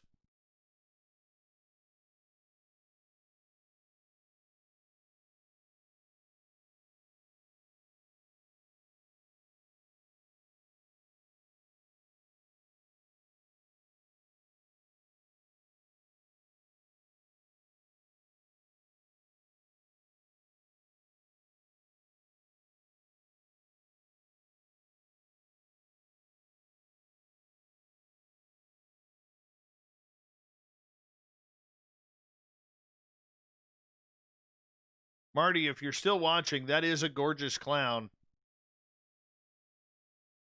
The female version of Oh, what the hell's the clown from It? Why can't I remember that stupid clown's name?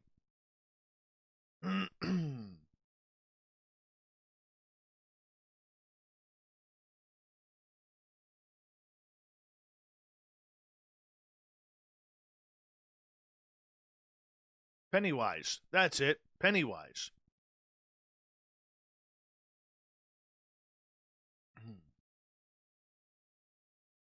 There we go.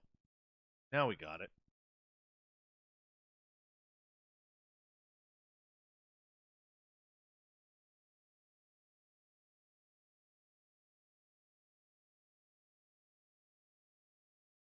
All right, let's close that off.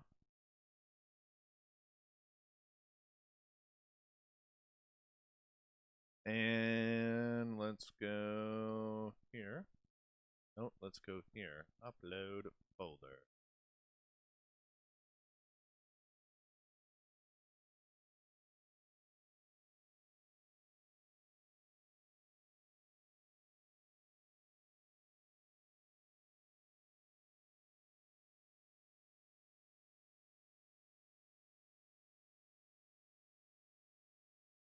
Close this off.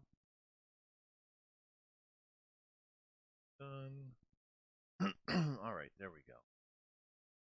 There we go.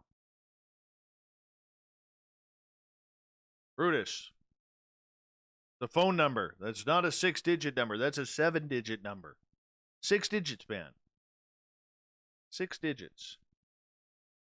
That's kind of cool. We have 111 concurrent viewers and 88 likes. Both palindromes. And if you're sitting out there in the concurrent viewers and you're not in our chat room, come say hello and tell us where you're from.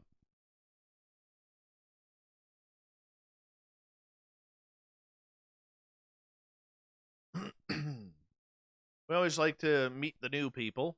Don't be shy. DBR's gone to bed, probably passed out.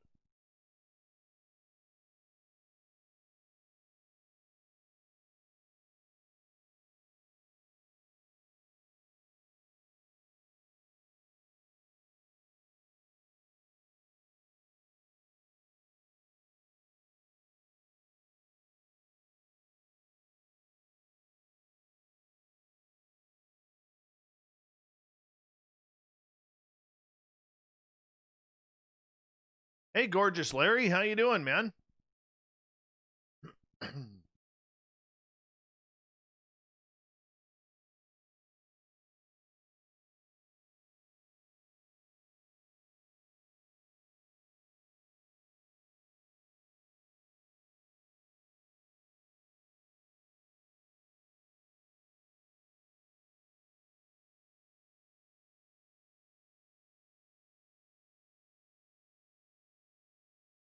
Yeah, you outdid yourself with that one there, Marty. You really did.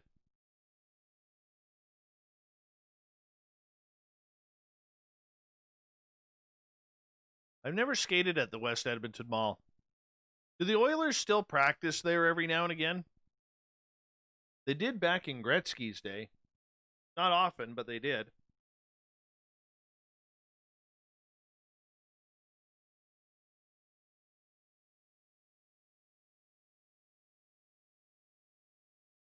That's terrible.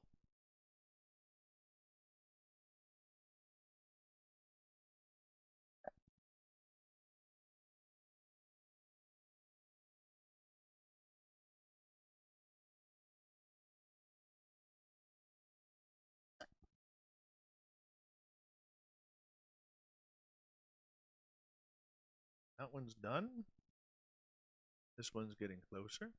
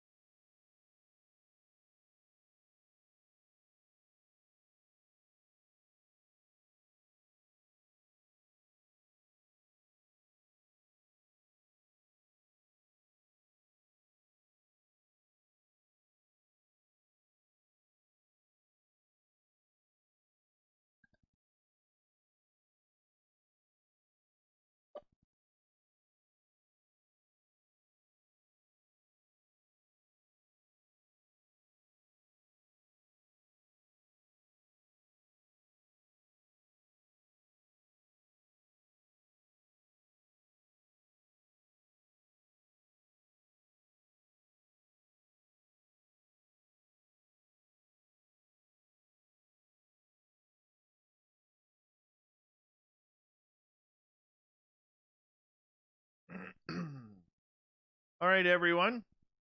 Tomorrow night on the show, we're getting a little paranormal. We have Alex Mitsuo on the show. She wrote an incredible blog a couple weeks ago, or about a week and a half ago, regarding a lot of the idiocy of the paranormal.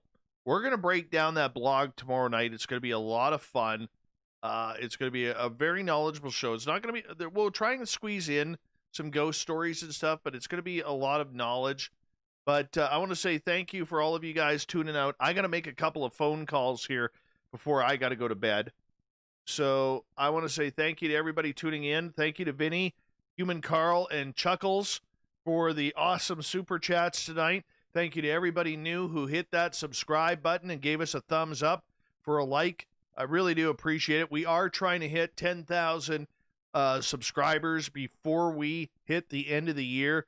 We are only, I think, about 640 away. Less than 640 away. I'd love to hit that 10,000 before that. And we love y'all. Thank you so much for everything you guys do and keeping us as part of your nightly entertainment. Thank you guys. You guys take care. We'll talk to you soon, and we'll see you tomorrow night. Good night.